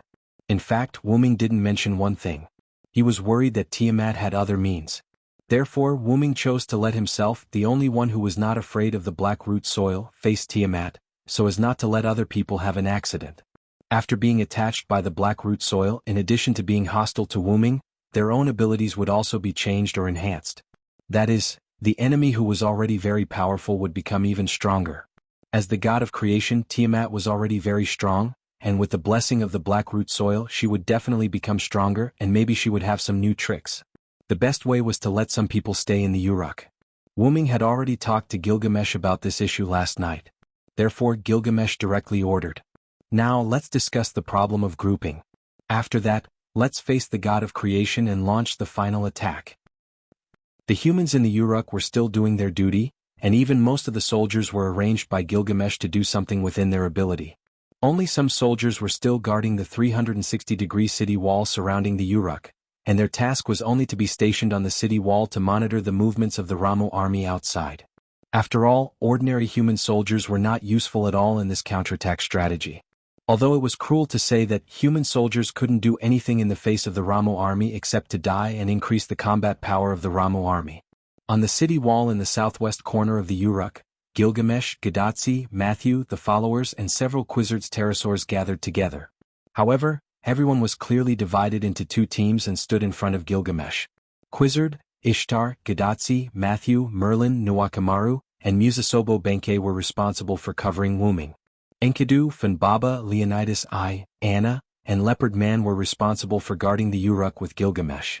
Quizzard and Ishtar were very powerful goddesses, so naturally they wouldn't choose to stay behind. Although Nuwakamaru was a general-like figure, his class was rider, and his mobility wasn't low, he was more suitable for taking the initiative to attack. After Musasobo Benkei overcame his fear, he had to follow Nuwakamaru no matter when and where, unless he died. Nuwakamaru had to admit that this made her feel very helpless. Although she was very pleased that Sea Lord Changlu had become so brave, there was no need for him to become so excessive, it was almost becoming an obsession. Therefore, Nuwakamaru and Musasobo Benkei were assigned to the attack team, and Leonidas I was forced to stay behind because of his strong defensive ability. Enkidu and Funbaba were instructed by Wuming to stay behind, and Anna also stayed behind because of Wuming's concern. After all, Anna still needed to protect the Holy Grail where Sakura Madu was. As for the Leopard Man, he was instructed by Quizzard to stay behind.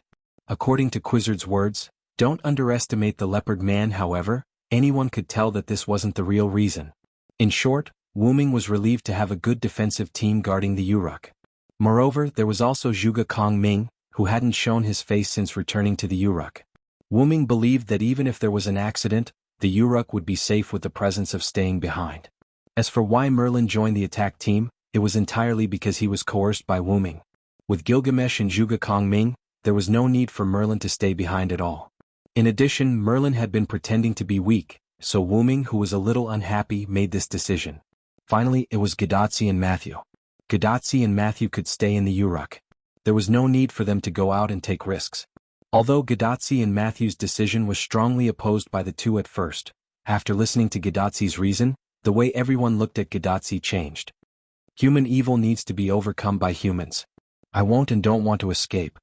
Even if the main attacker was Wu Ming, Gadotzi believed that as the only master of mankind and one of the last remaining humans, she had to bear witness to all this. It didn't matter even if the end was really death. Wu Ming was very sure that Gadotzi was touched by his previous words. Although he was worried about Gadotzi's safety, Wu Ming also felt gratified for Gadotzi at the same time. It was the kind of gratification that one would feel when seeing their younger sister grow up. And not only Wu Ming but the others were also touched by this. If Quizzard and Ishtar still regarded Gadotzi as an immature little girl before, now they have regarded Gadotzi as a real qualified master. Matthew was affected by Gadotzi's strong inner feelings and supported Gadotzi's idea. Moreover, as Gadotzi's follower, Matthew had no reason to let his master go to the front line alone. Therefore, Matthew would also follow Quizzard and others to cover Wu Ming. For the decision of the two, Gilgamesh also praised Gadotzi and Matthew, saying that there really are people in the future who didn't let this king down. At this moment, Gilgamesh faced the people who were divided into two teams and repeated the content of the plan. The defense team will stay with this king in Uruk to prevent accidents or provide support. The attack team needs to take Quizzard's pterosaur to the Persian Gulf, and then fully cover Hyunryong to release his trump card to eliminate Tiamat. Of course, your own safety is the prerequisite, that's all. Is there a problem? No. Although only Gadotzi and Matthew answered, in fact, Gilgamesh was talking to Gadotzi and Matthew. After all, everyone else was a servant. To put it bluntly, the servant's body was not the servant's body. If they died, they would die and there would be no image. But if Gadotzi and Matthew, as human beings, had an accident, there would be no room for recovery. Then Roman's voice came from Gadotzi's bracelet. According to the detection, the number of Ramu on the land has exceeded 300 million, and it is still increasing. The speed of the increase of Ramu is also rising rapidly. Roman and Leonardo da Vinci in Chaldea looked at the number of Ramu on the screen that was still increasing, and they couldn't help but frown. Although this was bad news, there was also good news at the same time. However, these Ramu can only move on the ground. There are no aerial units yet. After all, there was already the winged mermaid Kururu that could fly in the sky, so Roman also paid attention to it. But there is no guarantee that there will not be any enemy flying units, so when you get close to Tiamat, you must be very careful. Don't relax your vigilance against the Ramu just because they can fly. Leonardo da Vinci also warned. Of course, he was still talking to Gadotzi and Matthew. Yes, we understand, Leonardo da Vinci. Gadotzi nodded seriously. Finally, as the Uruk king, Gilgamesh issued the final order. So, let's go, everyone. This king is looking forward to your triumphant return. You're tuning in to the Han Lee's Wuxia Chronicles YouTube channel. We're so grateful for your support, and don't forget to subscribe to join us on this incredible journey through captivating stories. Your generosity through donations truly makes a world of difference, as it's the primary source of revenue that allows me to expand and enhance this channel for you.